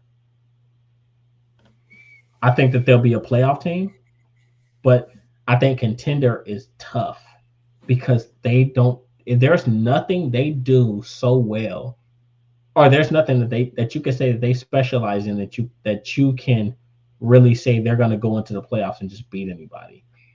Now, granted, the Jaguars were able to overcome some stuff and win this game, but defensively, they've given up leads. They aren't a great pass rushing team, you know. And offensively, they have so many injuries at the wide receiver position. They've probably had at the tight end position as well, and at the running back position. Like, it's just, and I mean, like, they're injury decimated team with star quarterback in Lamar Jackson, and a defense that has lapses where they give up big leads, and a head coach that makes questionable decisions when it comes to time management and game time decisions. So it's just I don't know. I'm very skeptical about this Ravens team. I have to see how things play out, but to me, they're not a contender. They're a playoff team that could win a playoff game, but I don't see them beating an elite team in the AFC. I just don't see it. But that's me. Yeah, and I think I think I'd have to lean towards your opinion as well. Bo's gonna be like, "Fuck you." Oh yeah, stand by. Stand by. All right. Chargers Cardinals. Let's move through this really quick so we can get to our predictions. But Chargers. I mean, this was a pretty simple game. Yeah, Both are another actually game won on a 2 point conversion. 2 point conversion. I tell you the truth, both are bad teams. Yeah, yeah. Both are pretty bad teams. Both have coaches that could potentially be fired within the next Oh few man, weeks. and I I mean, okay, mean, it worked out for him, but Lord forbid, Brandon Staley, Lord forbid they didn't convert this 2 point conversion. I think I don't see the Chargers making the playoffs. I don't. I think I had them as my last playoff seed I in don't the see that. You think watch this. You with think they're gonna make? but I say this with the way the Jets played last on Not gonna, Sunday. they're not gonna Yeah. beat. They're not gonna beat the Jets out for a playoff spot. It's too late. And they have so many mounting injuries. But this was a game between two bad teams, with two coaches that will probably be fired, and the Chargers just were able to make those one or two plays to win. Justin Herbert, despite what's going on around him, continues to play great. Hmm. Continues to make plays. And I'll say this on the other end, and you know me, I'm always critical of this guy, and I'm gonna continue to be critical of him until people start holding him accountable. Kyler Murray's not a good quarterback. He's a talented quarterback. He's not a good quarterback. He threw that crucial interception at the end of the towards the end of the game to DeAndre Hopkins, and then got on the podium and said, "Oh, we were schematically fucked in this game." I mean, but just first of all, I mean that's you're really throwing a public jab at your coach, you know. And then You are. secondly, it's another situation of him showing his immaturity, which he showed all off season. Exactly. So I mean, yeah. I mean, I don't know, man. I have a lot of skepticism, and the funny part is they're locked in. They Oh paid yeah, him. yeah, they stuck with him. They locked the fuck in. They paid him 250 mil. So I mean, that's what you're gonna get. So you're gonna have to And move like you off. said, that they're probably going to move off Kingsbury, who Oh, that's shouldn't not have got the job in the first place. But another story for another day. They're probably another going to stuff move for off another. of him, and yeah, they're pretty much stuck. You know what I'm saying? What you see is what you get. Oh, that's what you wanted. So yeah, Chargers Cardinals 25-24. Raiders Seahawks. This one was surprising. I picked the Seahawks to win because they've been a pretty resilient team. But this was actually, it's funny. The game I pick against the Raiders, they fucking win. Every time I've supported the Raiders, they fucking lost. Every time I've picked them, they've lost for me. Um, but this game, they were able to pull it out and they were able to win in overtime, 40-34. Josh Jacobs had a fucking game. I was just gonna say, and he's quietly having himself a hell of a year. He'll be a He first team. He'll be a first team All Pro this year. Oh yeah, he ran for over two. Actually, ran for 229, and then he caught another 6 balls for 74. So, almost 300 yards of I think a little over 300 yards of uh, total offense here. So, and then he ends up scoring the game winning touchdown in overtime off the long run. So, I'll say this though, real quickly. I think that this was one of those games for Oakland. And granted, as far as them reaching the playoffs, that's dead. But I think this was one of those games for Oakland, one of those momentum building games that they needed.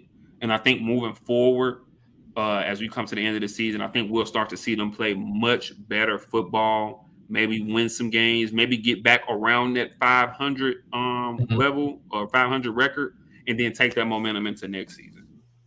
I think this is a Exactly. really it's crazy enough that it's crazy to say this for a 4-17, but I think this is a really big win for them. Yeah, because they lost.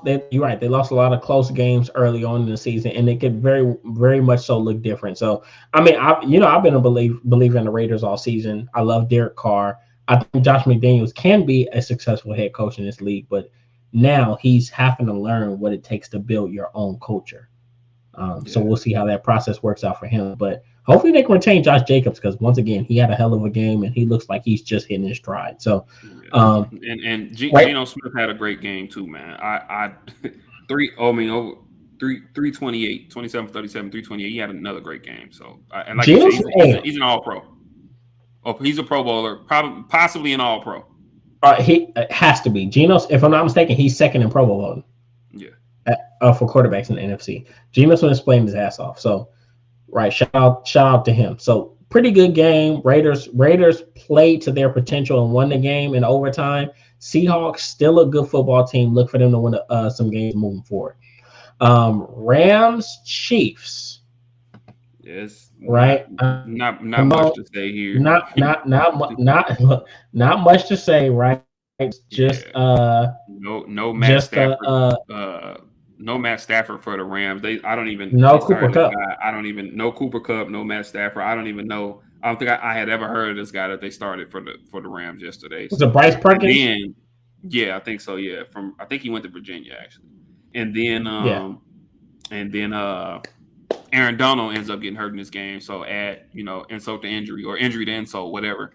Aaron Donald ends Uh-huh. up getting nicked up in this game. So yeah, I mean they It's a just a lost season. total. It's a Yeah. lost season. Right.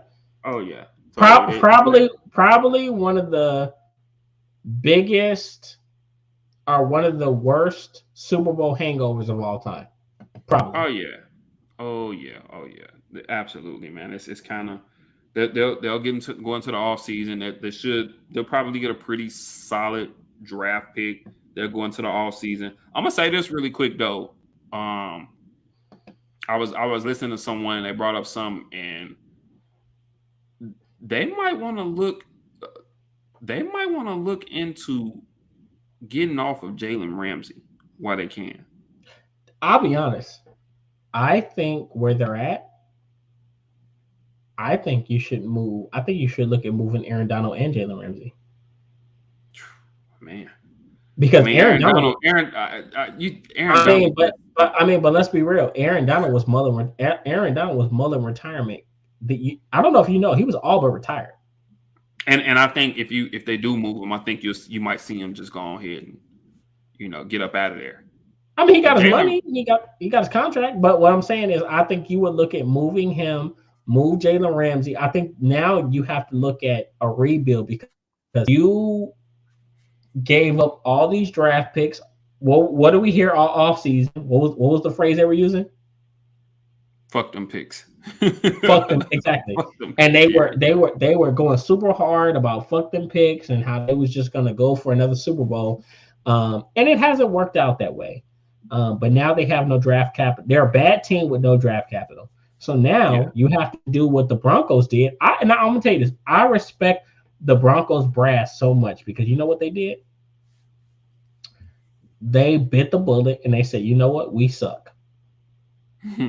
Let's start trading. No, for real. They said we suck. Let's start trading players. And they traded Bradley Chubb and they recomped the first round pick.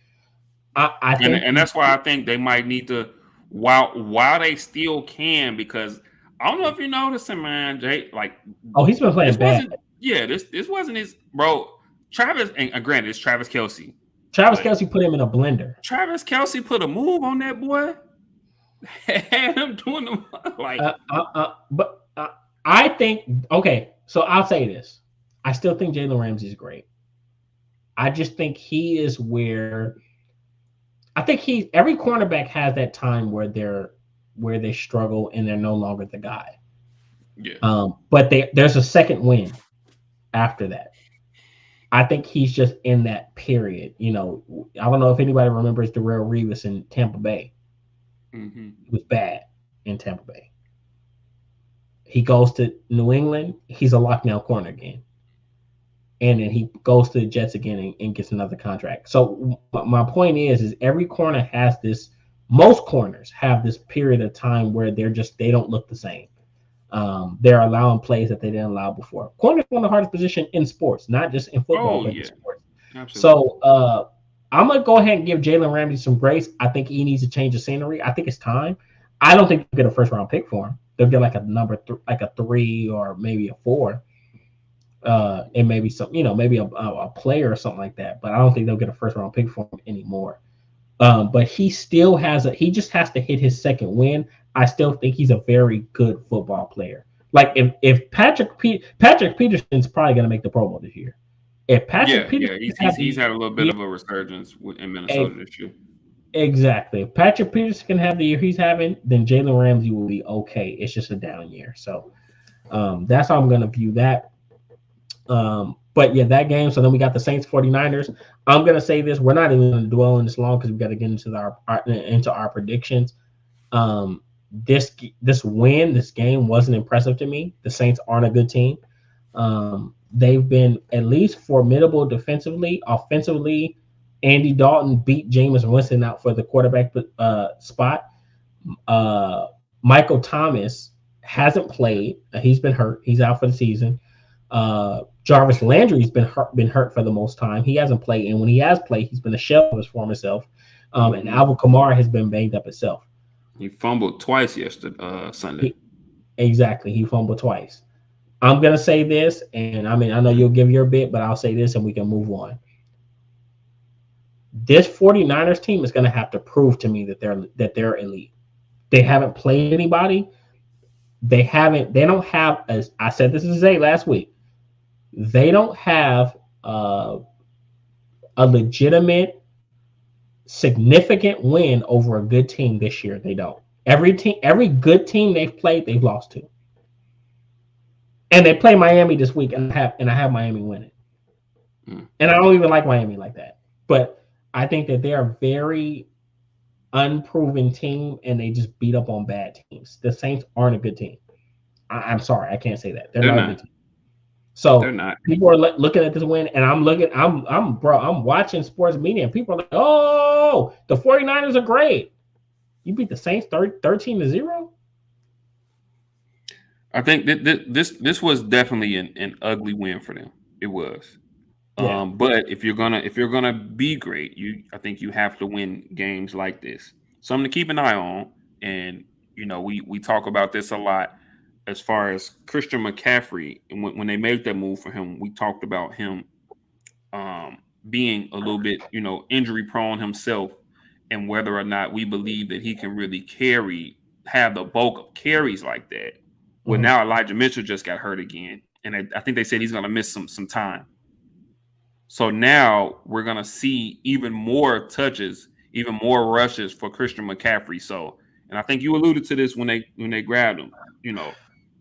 Lord forbid this man gets hurt, because Look, they really riding on him right now, because and then Debo Samuel isn't the same Debo Samuel that we've seen in from last year. he's not. And I'm going to say this, and we can move on to the Packers Eagles game. The 49ers bet the house on two injury prone running backs and Elijah Mitchell and Christian McCaffrey. Yeah, Elijah Mitchell is out for the next 3 to 4 weeks. Christian McCaffrey is dealing with a knee issue, and he's probably more likely gonna play out of necessity. So exactly. I'll say this about the 49ers. Good luck. Good luck. So and the Saints, I mean, not really much to say about them. Defensively, they I think they did a really good job. Offensively, I mean, you can't. I mean, especially at this point in his career, it's not much you can expect from Andy Dalton. Oh yeah. I'm sorry. So it's just kind of unrealistic. So I mean, there's Yeah. that game. Packers, Eagles. Pretty fun game to watch. Uh, Eagles running down they fucking throats, boy. Whoo, Jalen Hurts had 120, 130 yards. Yeah, one Hertz had 157. Miles Sanders had 143. They ran for a total of Of 300. 363 yards. Very impressive. Yeah. Very, very impressive. And one thing about them, we talked about this before. Their defense is a roller coaster. One minute they'll give you a solid outing, the next minute, they've given up, 30, 33 points to, Green Bay. Speaking of Green Bay, had a little bit of a Jordan Love sighting. I think that was interesting. Had a little bit of a Jordan Love sighting, and he looked pretty darn good. Mm-hmm. Okay. They play the Bears this week. Aaron Rodgers went on, Pat McAfee today and said, he fully expects to play, as long as, the ribs hold up. He probably won't practice, but he expects to play. Had bruised ribs or something like that. All of a sudden, bro, for a guy that was in the doghouse, Christian Watson can't stay out of the end zone. Like, he's just catching deep ball. It's like it's crazy. It's rare that you see the light bulb just come on for somebody. And it's like he had that one game with the 3 tubs, and now it's like he's taking off. I know. I have him in fantasy. I picked him up right after they beat Dallas. Look. But no, I would be serious. Hey man, I gotta watch you, man. You're a little sly little devil now. I gotta watch you. I'm telling you, I'm slick with it. I picked his ass up right after they beat us. I said, let me go ahead and pick this up, pick this man up. But I think it's time, man. The Packers will be okay, but I think it's time to move into the new era. What is Aaron Rodgers? It's just crazy because they just extended Aaron Rodgers though, didn't they? I mean, come on, man. You don't have what? Watch this. What does Aaron Rodgers have left to play for? I mean, no, I agree. No, I know that I do think they should move on, but it's just crazy because they, I mean, I think there are a handful of players, and I'm not going to go into all of them, but you have a handful of players in the league that just got extended that will probably not be with the team that just extended them. And I think Aaron Rodgers is one of them because he wants to win right now, and they want to start over. And I think they want somebody more agreeable. For me, especially when looking at Matt LaFleur, I think he needs. It's time for him to give the keys to the quarterback that he drafted. And that's nothing against Aaron Rodgers because I think Aaron Rodgers still can have some really damn good years ahead of him. But I think it's time to go ahead and pull that plug and move on. It's not that Aaron Rodgers is washed up, but it's just time for a change of scenery. He's older. He doesn't have patience. We've seen even when they played the Cowboys and they beat the Cowboys, he had a 3-and-out where he had a third down play where it wasn't successful, and he publicly yelled and cursed at Matt LaFleur. So it's kind of like a Pete Carroll type of situation. We all know that Geno Smith isn't as talented as Russell Wilson, but he's so much more agreeable and with the program that it's an easier fit. So I think that it's time for them to at least, you drafted him, you wasted a first round pick on him, throw him out there. Let him start 5-6 games. You guys aren't making the playoffs. So, I mean, I don't know. Outside of watching the game itself, I think you saw the Eagles make the plays that they needed to make. They ran the football with authority. I got to give them credit for that. And the Packers, at the end of the day, really, I mean, we're the less talented team coming in. But, I mean, I don't know. It's not really much I can say about this game. The Eagles were the better team. They figured it out. They won. The Packers are a team that won had 3 straight 13-win seasons, didn't take advantage, and now they're on the other side of that. Yep, and I agree. I do. Although it's a sticky situation, but I do agree that I think it's just time to move on and let Jordan Love have his time. Like you said, let Matt LaFleur have his guy under center and just see what you got. I do agree. I think it's interesting though. I think it'll be an interesting offseason once again for these Green Bay Packers just to see if they do move off of him and if they do, where he actually goes. Exactly. And then I see last but not least, we got the game from last night.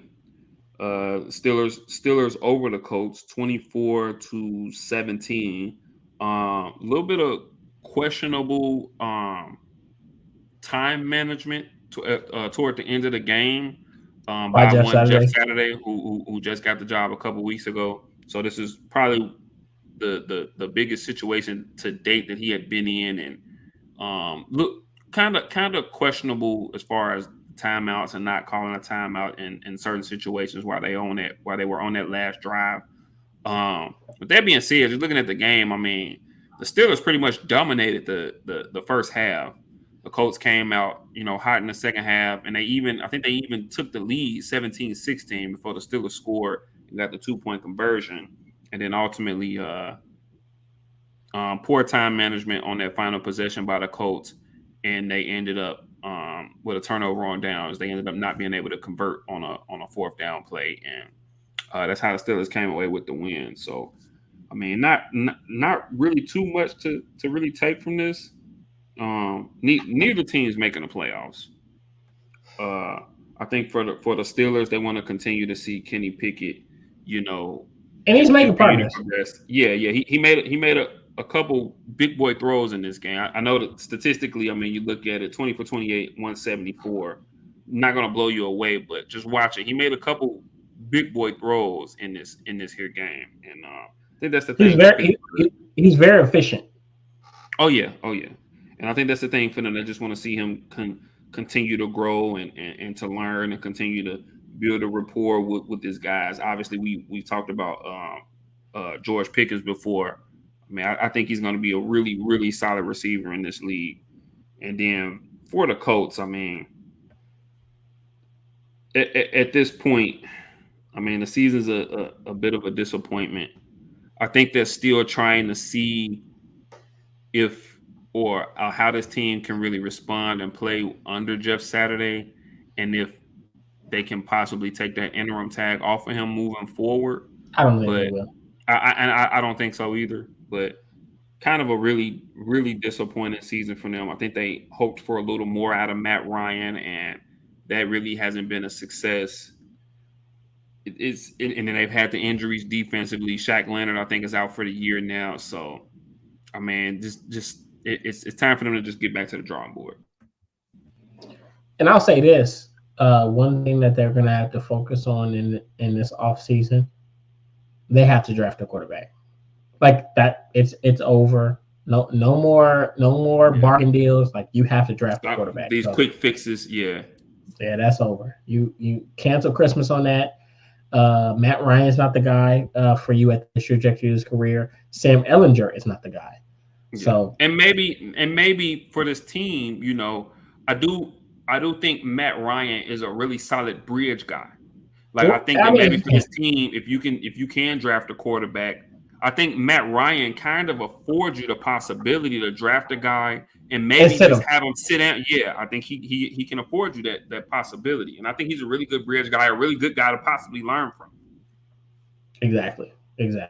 So I mean, no, I agree. So they're gonna have to enter rebuild. They thought they were contenders, but they're gonna have to enter rebuild mode. So I mean, good luck seeing kind of how that situation works out for them.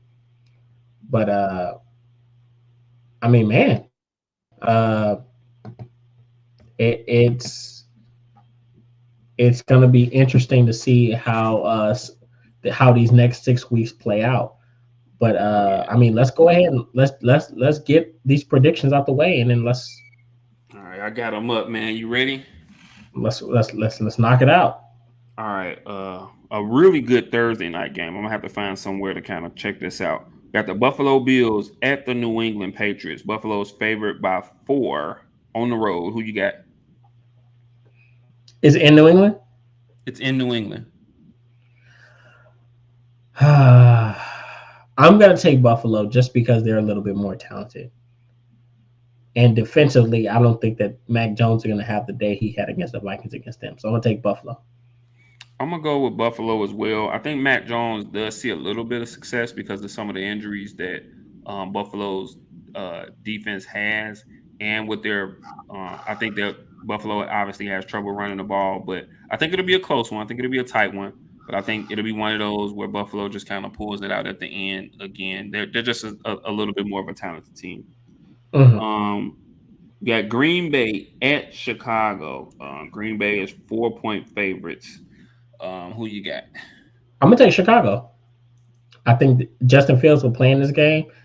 and this is where they exercise some demons and finally find a way to pull out a win. I think all the momentum is there, but now it's just time to take advantage. So I'm gonna go ahead and take Chicago. Um, as much as I want to pick my Bears, we're just bad right now, bro. And then defensively, we're terrible. And so I'm gonna just be honest, man. I think whether Justin Fields plays or not, whether Aaron Rodgers plays or not, I think they put up a big number on us just because I think our defense is terrible. So I hate to do this. I really hate to do this, but I'm gonna go with Green Bay. Mhm. Ooh, I just got sick to my stomach. All right, Pittsburgh Steelers at the Atlanta Falcons. Pittsburgh, they're favored by a point, so really a pick 'em. But who you got? I'm gonna take Atlanta. I think they'll be able to do enough on the ground, running the football, maybe get Cordero Patterson involved enough, and I Hmm. think that they'll be able to close this one out. And I think they'll be, and I also believe on the defensive end they'll be uh, some of the things that they're doing offensively. I'm gonna go with Pittsburgh. I think Pittsburgh defense gives Atlanta some issues, and I think that this is a situation where the better coach will just pull it out for him. And I think Mike Tomlin will find a way to get a win out of these guys. So I'm gonna go with Pittsburgh. Okay. Really interesting game right here. Jacksonville Okay. Jaguars at the Detroit Lions. Jacksonville is favored by a point. Two teams, although their records may not show it, two teams that are really, really going in the right direction here. So who you got? You know what? I'm gonna take Jacksonville just because I feel like one of their strengths is stopping the run, and if you look at the Lions, they kind of the run kind of opens their entire offense up with Jamal Williams and DeAndre Swift. So I'm gonna go ahead and take Jacksonville because I think they'll do just enough to limit the Lions from making the plays that they want to make. I'm gonna take Jacksonville as well. I really think Trevor Lawrence is kind of got it going. That Detroit defense is up and down. Every now and It's gotten again, better. It's gotten better though. every now and again they'll flash, but it's a little up and down. I think Jacksonville finds some success through the air. I think Trevor Lawrence has another really solid game. I think Doug Peterson does a great coaching job, and I'm gonna go with Jacksonville as well. Oh man, that's some good ones this week. Okay, New York Jets at the Minnesota Vikings. Minnesota's favored by 3 at home. Man, that's some good ones this week. Ooh, that's tough. It I'm gonna take is. I'm gonna take Minnesota. It's gonna be interesting because we're gonna see Sauce Gardner against Justin Jefferson, Hmm. and he is wholeheartedly gonna guard him. Yep. But Um, I'm gonna take Jacksonville. I mean, I'm gonna take Minnesota. Minnesota. Yeah. I think I'm gonna take Minnesota too, only because they're at home. But I think this is another game where it's a lot of points put up. I think we see a lot of points put up. I think the Vikings offensively are a little more well-rounded. They're a little more talented on that end. Mhm. Um, if we, like I said, we noticed a trend. Minnesota's defense hasn't been playing its best these past couple weeks. They've been giving up a lot of points, and I think the Jets do find some success offensively, but I just think Minnesota at home, they put out a close one. I say maybe another, maybe a 30, 34 or 27 type game, but I'm going to go with Minnesota as well. Okay. Um, Another good one, Washington Commanders at the New York Giants. Washington is actually favored in this game by 2.5. Another good one. Who we got here? I'm gonna take Washington in that game. And that's because if you look at what New York does strength wise, they run the football. Hmm. Washington is quietly one of the top 3 or 4 rushing defenses in the National Football League right now. They match up with them almost perfectly, and they can run the football on the ground with Brian Robinson and Antonio Gibson. So I think this is going to be a game that it's not going to be far apart, but I think this is going to be a game where you see Washington edge them out. I'm gonna have to agree with you. I'm gonna go with Washington too. I think this is a little bit of a uglier game. I think you're gonna see both teams try to impose their will running the football. But I think outside of the run, I think Tyler Heineke and he and McLaurin, make a completion or two Whereas on the other end, I just don't see anybody other than Darius Slayton. I just don't see anybody.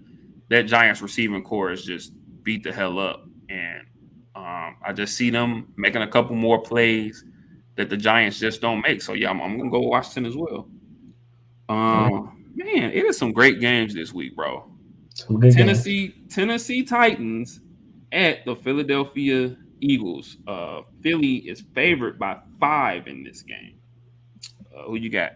I'm going to take Tennessee because I think that they're going to be able to pull Philly into a game that they haven't played all year. I think they're going to make Philly play for 4 quarters. And defensively, they're very stout. So I don't think Philly's going to have a field day running the football. So I'm going to take Tennessee. Oh man, this is a tough one, man. This is a tough one.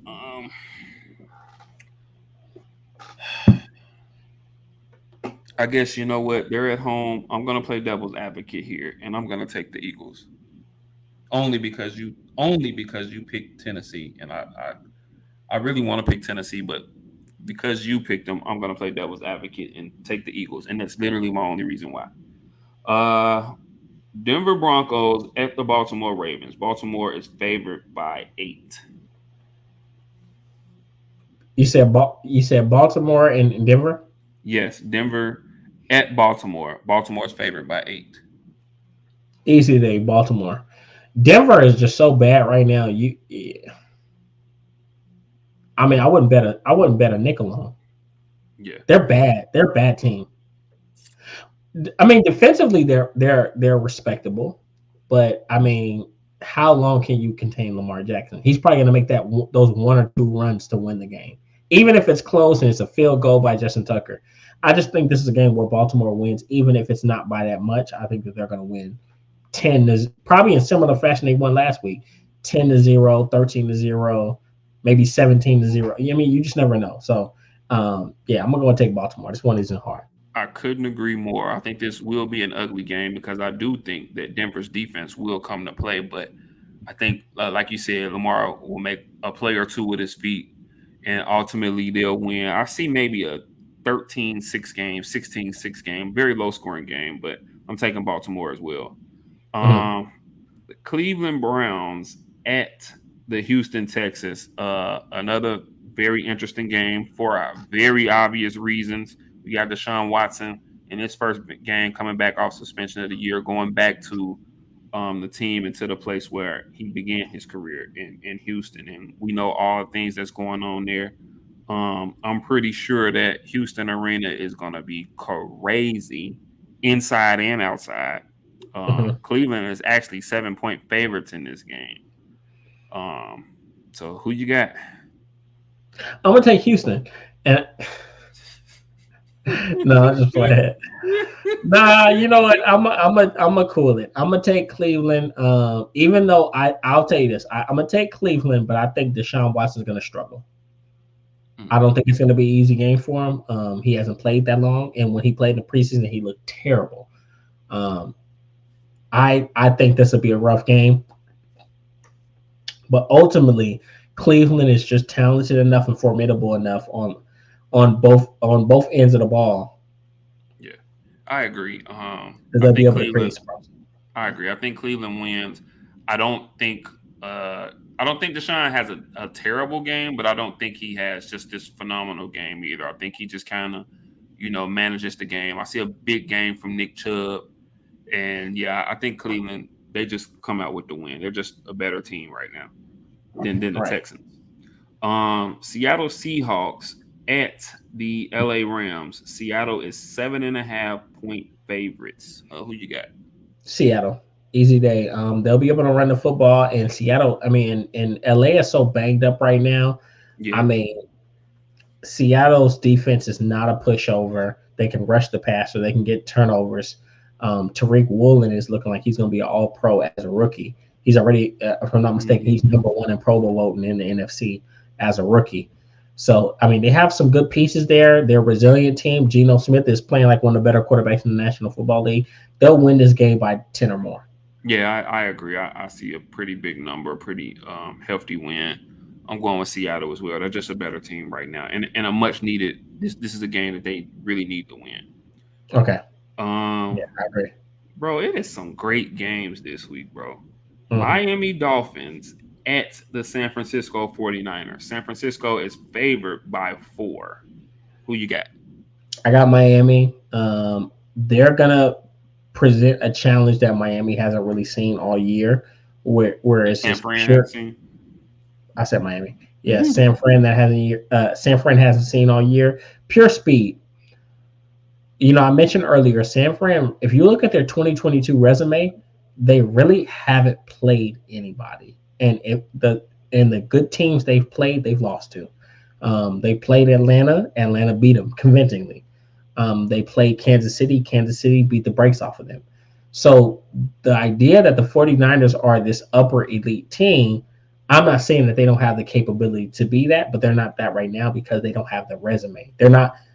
Last year they could walk around and they could flex because they beat good teams. This year they haven't beat good teams. They beat bad teams and they've struggled against really good teams. So a lot of question marks there. I think Miami's going to challenge them in ways that they haven't been challenged all season with Tyreek Hill and Jalen Waddle. And I think that they'll get some things going in the run game as well. So I'm gonna go ahead and take Miami, and I think this could be a game where you see them beat for the San Francisco convincingly, like not by Um, 3 points. I'm actually going to take San Francisco. You mentioned Good some of the luck. injuries that Miami had on the O line, and I think that might play a part in this game. I think San Francisco really kind of gets after Tua, and Mm, I think that enables them to keep it a little bit more of a lower scoring affair. And mm. yeah, I think San Francisco pulls this out. So I'm gonna go. I'll say maybe 23-17, something like that. But I think San Francisco gets this one at home. Um, we got the Kansas City Chiefs at the Cincinnati Bengals. Kansas City is favored 2.5 by 2.5. Bengals coming off a really good win against Tennessee. Who you got? I'm gonna take Cincinnati in this Super one. Bowl rematch? No, not Super Bowl rematch. AFC AFC Championship. Championship game rematch. I'm gonna Yeah. say Cincinnati in this one because I think they kind of just have Cincinnati's number, have Kansas City's number. But the Yeah. truth is, they're getting Jamar Chase back. Uh, they're becoming a better football team week by week. Defensively, they're underrated. They're better than they were last year, and offensively, they're becoming. Even if they're not at current moment because of injuries more talented, they're more resourceful. I don't think they would have used Samaje P. Ryan in the ways that they've used them a year ago, the way that they've had to use them now. So I just with the addition of Jamar Chase, I just think that this is going to be a big win for them. I agree. I kind of think they just kind of got the Chiefs number as well. They're at home, like you said. Jamar Chase is coming back. Um, uh, I was trying to think of the coach name, Zach Taylor. Yeah, Zach Taylor's quietly doing a pretty solid job with this team. he is. Quietly, he's doing a pretty solid job with this team. And now here they are now with a chance to possibly win the division with Baltimore's loss last week. Now they got a chance to maybe possibly win this division. So tough game, but yeah, I'm going with Cincinnati as well. LA Chargers at the Las Vegas Raiders. The Chargers are favored by 2. Um, but yeah, they at the Las Vegas Raiders. Who you got? Uh yeah, this was tough because the Chargers are bad. I'm gonna take the Raiders, and the only reason I'm gonna take the Raiders is because Josh Jacobs is playing so well, and I think this is gonna be a game where you see them kind of impose their will against the Chargers on the ground, and that'll open things. I'm gonna take the Raiders. I'm gonna take the Raiders too, man. I just mentioned earlier how I think that the win that they just got this past week is one of those momentum building wins and a win that they could, really kind of launch off Yeah. of and really build some momentum going into next season. Mhm. The Chargers, I mean, they're 6-5, but they're not 6-5. Like they're not really that good of a No, they're not. team. They're not. And I know they've had some injuries to their receiving core. Hopefully hopefully they'll get Mike Williams back this week. But I don't know. Vegas at home, I think they pull this one out. Right. Um, Indianapolis Colts at the Dallas Cowboys. Dallas is 11-point favorites at home. It's the Sunday night game. Who you got? I mean, I'm gonna take Dallas, but I mean, I think Indy's gonna put up a fight. but I think this is going to be a game where Dallas is going to score some points offensively. Hmm. Um, and you'll see that pass rush get unlocked. Matt Ryan, first of all, is for the most part, in the grand scheme of things, he's a sitting duck in the pocket as a quarterback. Don't be surprised if you see Dallas get anywhere between 6 to 8 sacks, and really, really, really put pressure on Matt Ryan, um, and kind of close. I just see this being. I think it'll be a point where it's competitive because Indy's a pretty tough team, Hmm. but I think you'll see Dallas pull away because of the talent that they have at quarterback and at wide receiver and defensively. I think you'll see them get some sacks as well. So I'm going to take Dallas. I agree. I'm gonna take Dallas as well. I think this game will kind of look similar to the Thanksgiving game.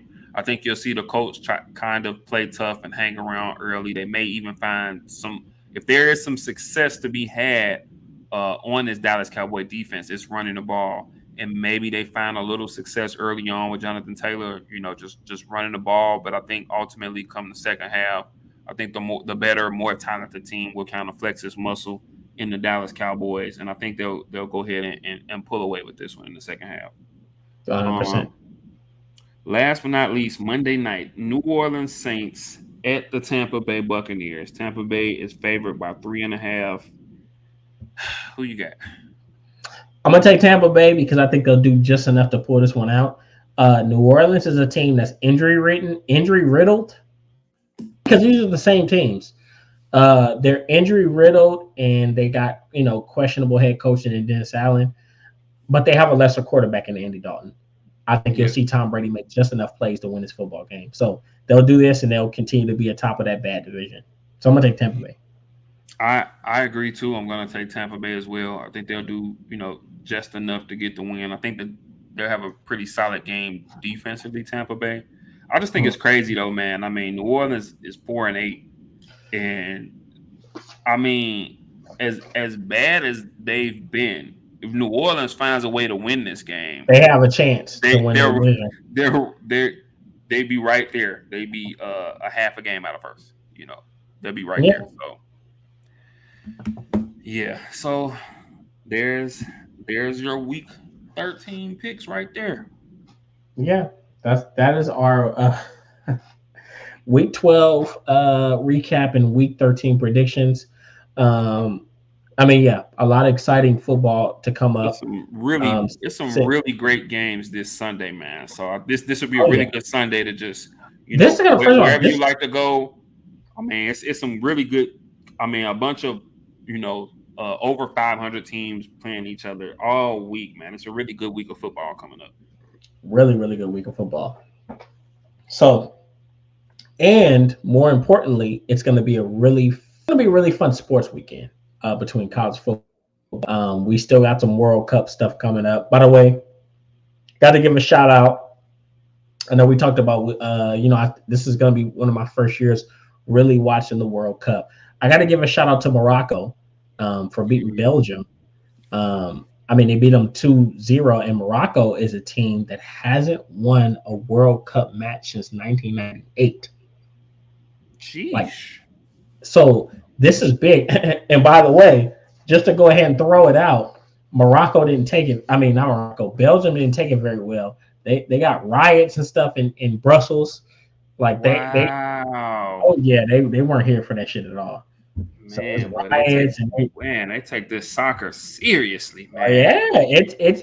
You know what? I really one thing I've come to realize, and once again, this is my first year ever watching the World Cup. It really is like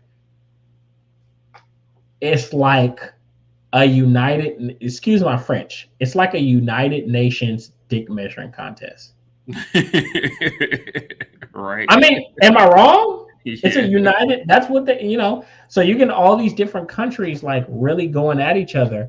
And even then, I was watching some of the interviews, some of the press conference interviews with Iran and USA, and I have to see Hmm. who won the game because I was watching it earlier at work. Shout out to USA for Yeah. getting the win that they needed and So moving so into see so see the he knew I round of 16. yeah I had one I worked in a prison. One of the inmates had a TV up. He was watching the game, watching Hmm. that game. But if you watch like the press conferences leading up to that game, Iran and USA really don't like each other. Did you see the one where I think it was an Iranian media member, Oh and yeah, he was like, he "Stop was pronouncing mad. our He name." was like, first of all, it's really disrespectful. Okay, it's Iran, not Iran. Like I Bro. I understand. Yeah, You know, I I mean, I understand. get it, but I think it was very clear that these two countries don't like each other. I mean, for obvious Yeah. reasons with political stuff.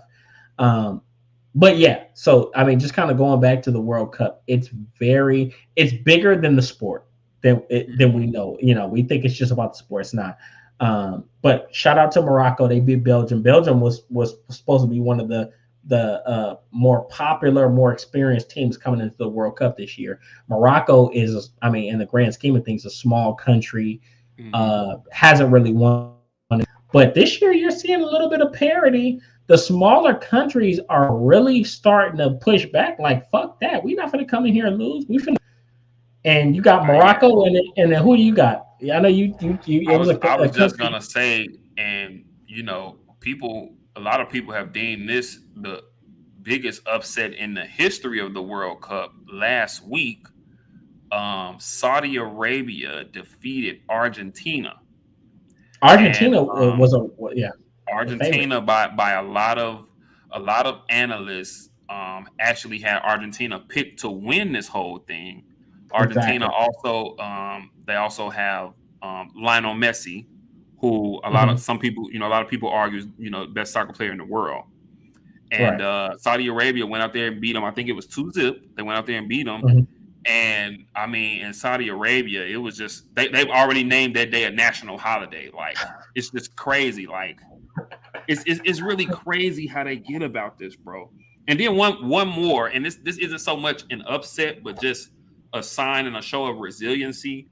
Um, for Brazil, and Oh yeah, I forgot who it was. It was Switzerland, but anyway, for them to win without Neymar, yeah. I think was really big for them to get a win without Neymar, who another guy who's one of the better soccer players in the country. I mean, we call him by one name, just Neymar. That speaks Right. for itself. Right. So yeah, I think that was another really good victory as well. And these small, I'm gonna tell you this, man. Some of these smaller countries been getting busy this year. It's something about this. It's something about this. I guess this World Cup in comparison to years past, and I've done my research that these smaller countries they're not putting up with that shit no more. Like they're like, man, we gonna play, we gonna push back. And it's been some really exciting games. I know I watched a little bit of the Ghana South Korea game, and that was good. I think South Korea beat, did they beat Germany or France? South Korea Or beat somebody very. um South Korea beat somebody very notable. was I it think they beat Japan? what? Japan lost to somebody too, which was another pretty major upset actually. Um, Hold on, I'm Was finna it look it Japan? right now. It wasn't Japan. I thought it was South Korea. South Korea. You see, No, look, excuse we're me. some. Costa Rica beat Japan. Oh right. Exactly. So you're kind of seeing some of these smaller countries or these lesser known teams kind of make a name for themselves, and hopefully it continues. We know the USA is I mean they're a small country, but USA has sucked for the most part men's, and then I mean hopefully one of these years Mexico can do something because Yeah. all I see is Mexicans play soccer. Man, it's about time that y'all have that Mexican pride and y'all go into the World Cup and y'all handle some business. So, but once again, yeah, I am. But no, no for real. But it's been so far a fun World Cup. We'll do a recap as things go along because it's very Mhm. messy right now. But obviously I've been following a little bit long, and he's been following along too. But it's been an interesting World Cup to say the least. And hopefully, their best USA's best player, I think, is Pusovic or Pulis. I Yeah, can't yeah, think yeah, of his name. But yeah. anyway, he makes the they won 1-0 today.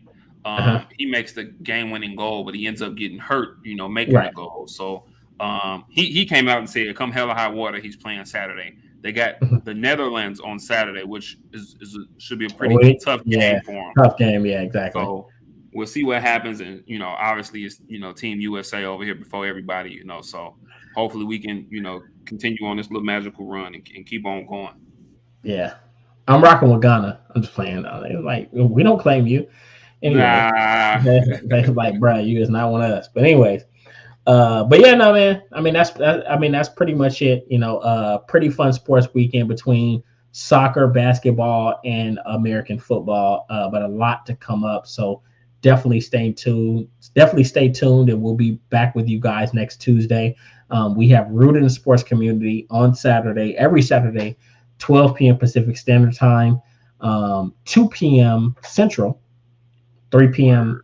Word. Eastern. So a lot of good stuff coming with that. Swan, you got anything? Nothing, man. Like you said, we'll be right back here next Tuesday. Obviously, you can go follow us on Instagram at Rooted in Sports. Once again, that's at Rooted in Sports. You can follow each one of us individually.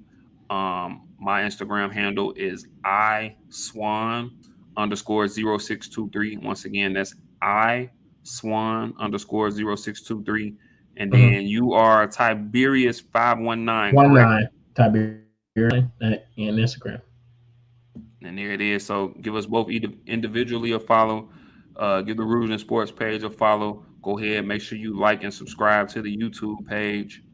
All the episodes are up, so go back and you can go back and watch as much as you want. He already mentioned Rooted in Sports Community over Twitter Spaces. That's every Saturday. That's open to the public. Anybody can jump in and be heard. It gets crazy in there, Mm-hmm. so definitely jump in and be heard. And yeah, that's it, man. A great week, a great Sunday of football, a great Friday and Saturday of college football. College basketball has started. This World Cup is going on. Just a great sports weekend. So find you somewhere, relax, get you a nice cool drink, get you a nice cold beer, and get into some of these games, man. 'Cause it's gonna be a great weekend. 100%, man. 100%. Word. And I guess that's it, man. There's nothing else. Obviously, much love. God bless. We appreciate everybody tuning in and that's gonna tune in. And until next time, we will catch y'all later. We will catch you guys later. Have a good one. See you guys next Tuesday. Word.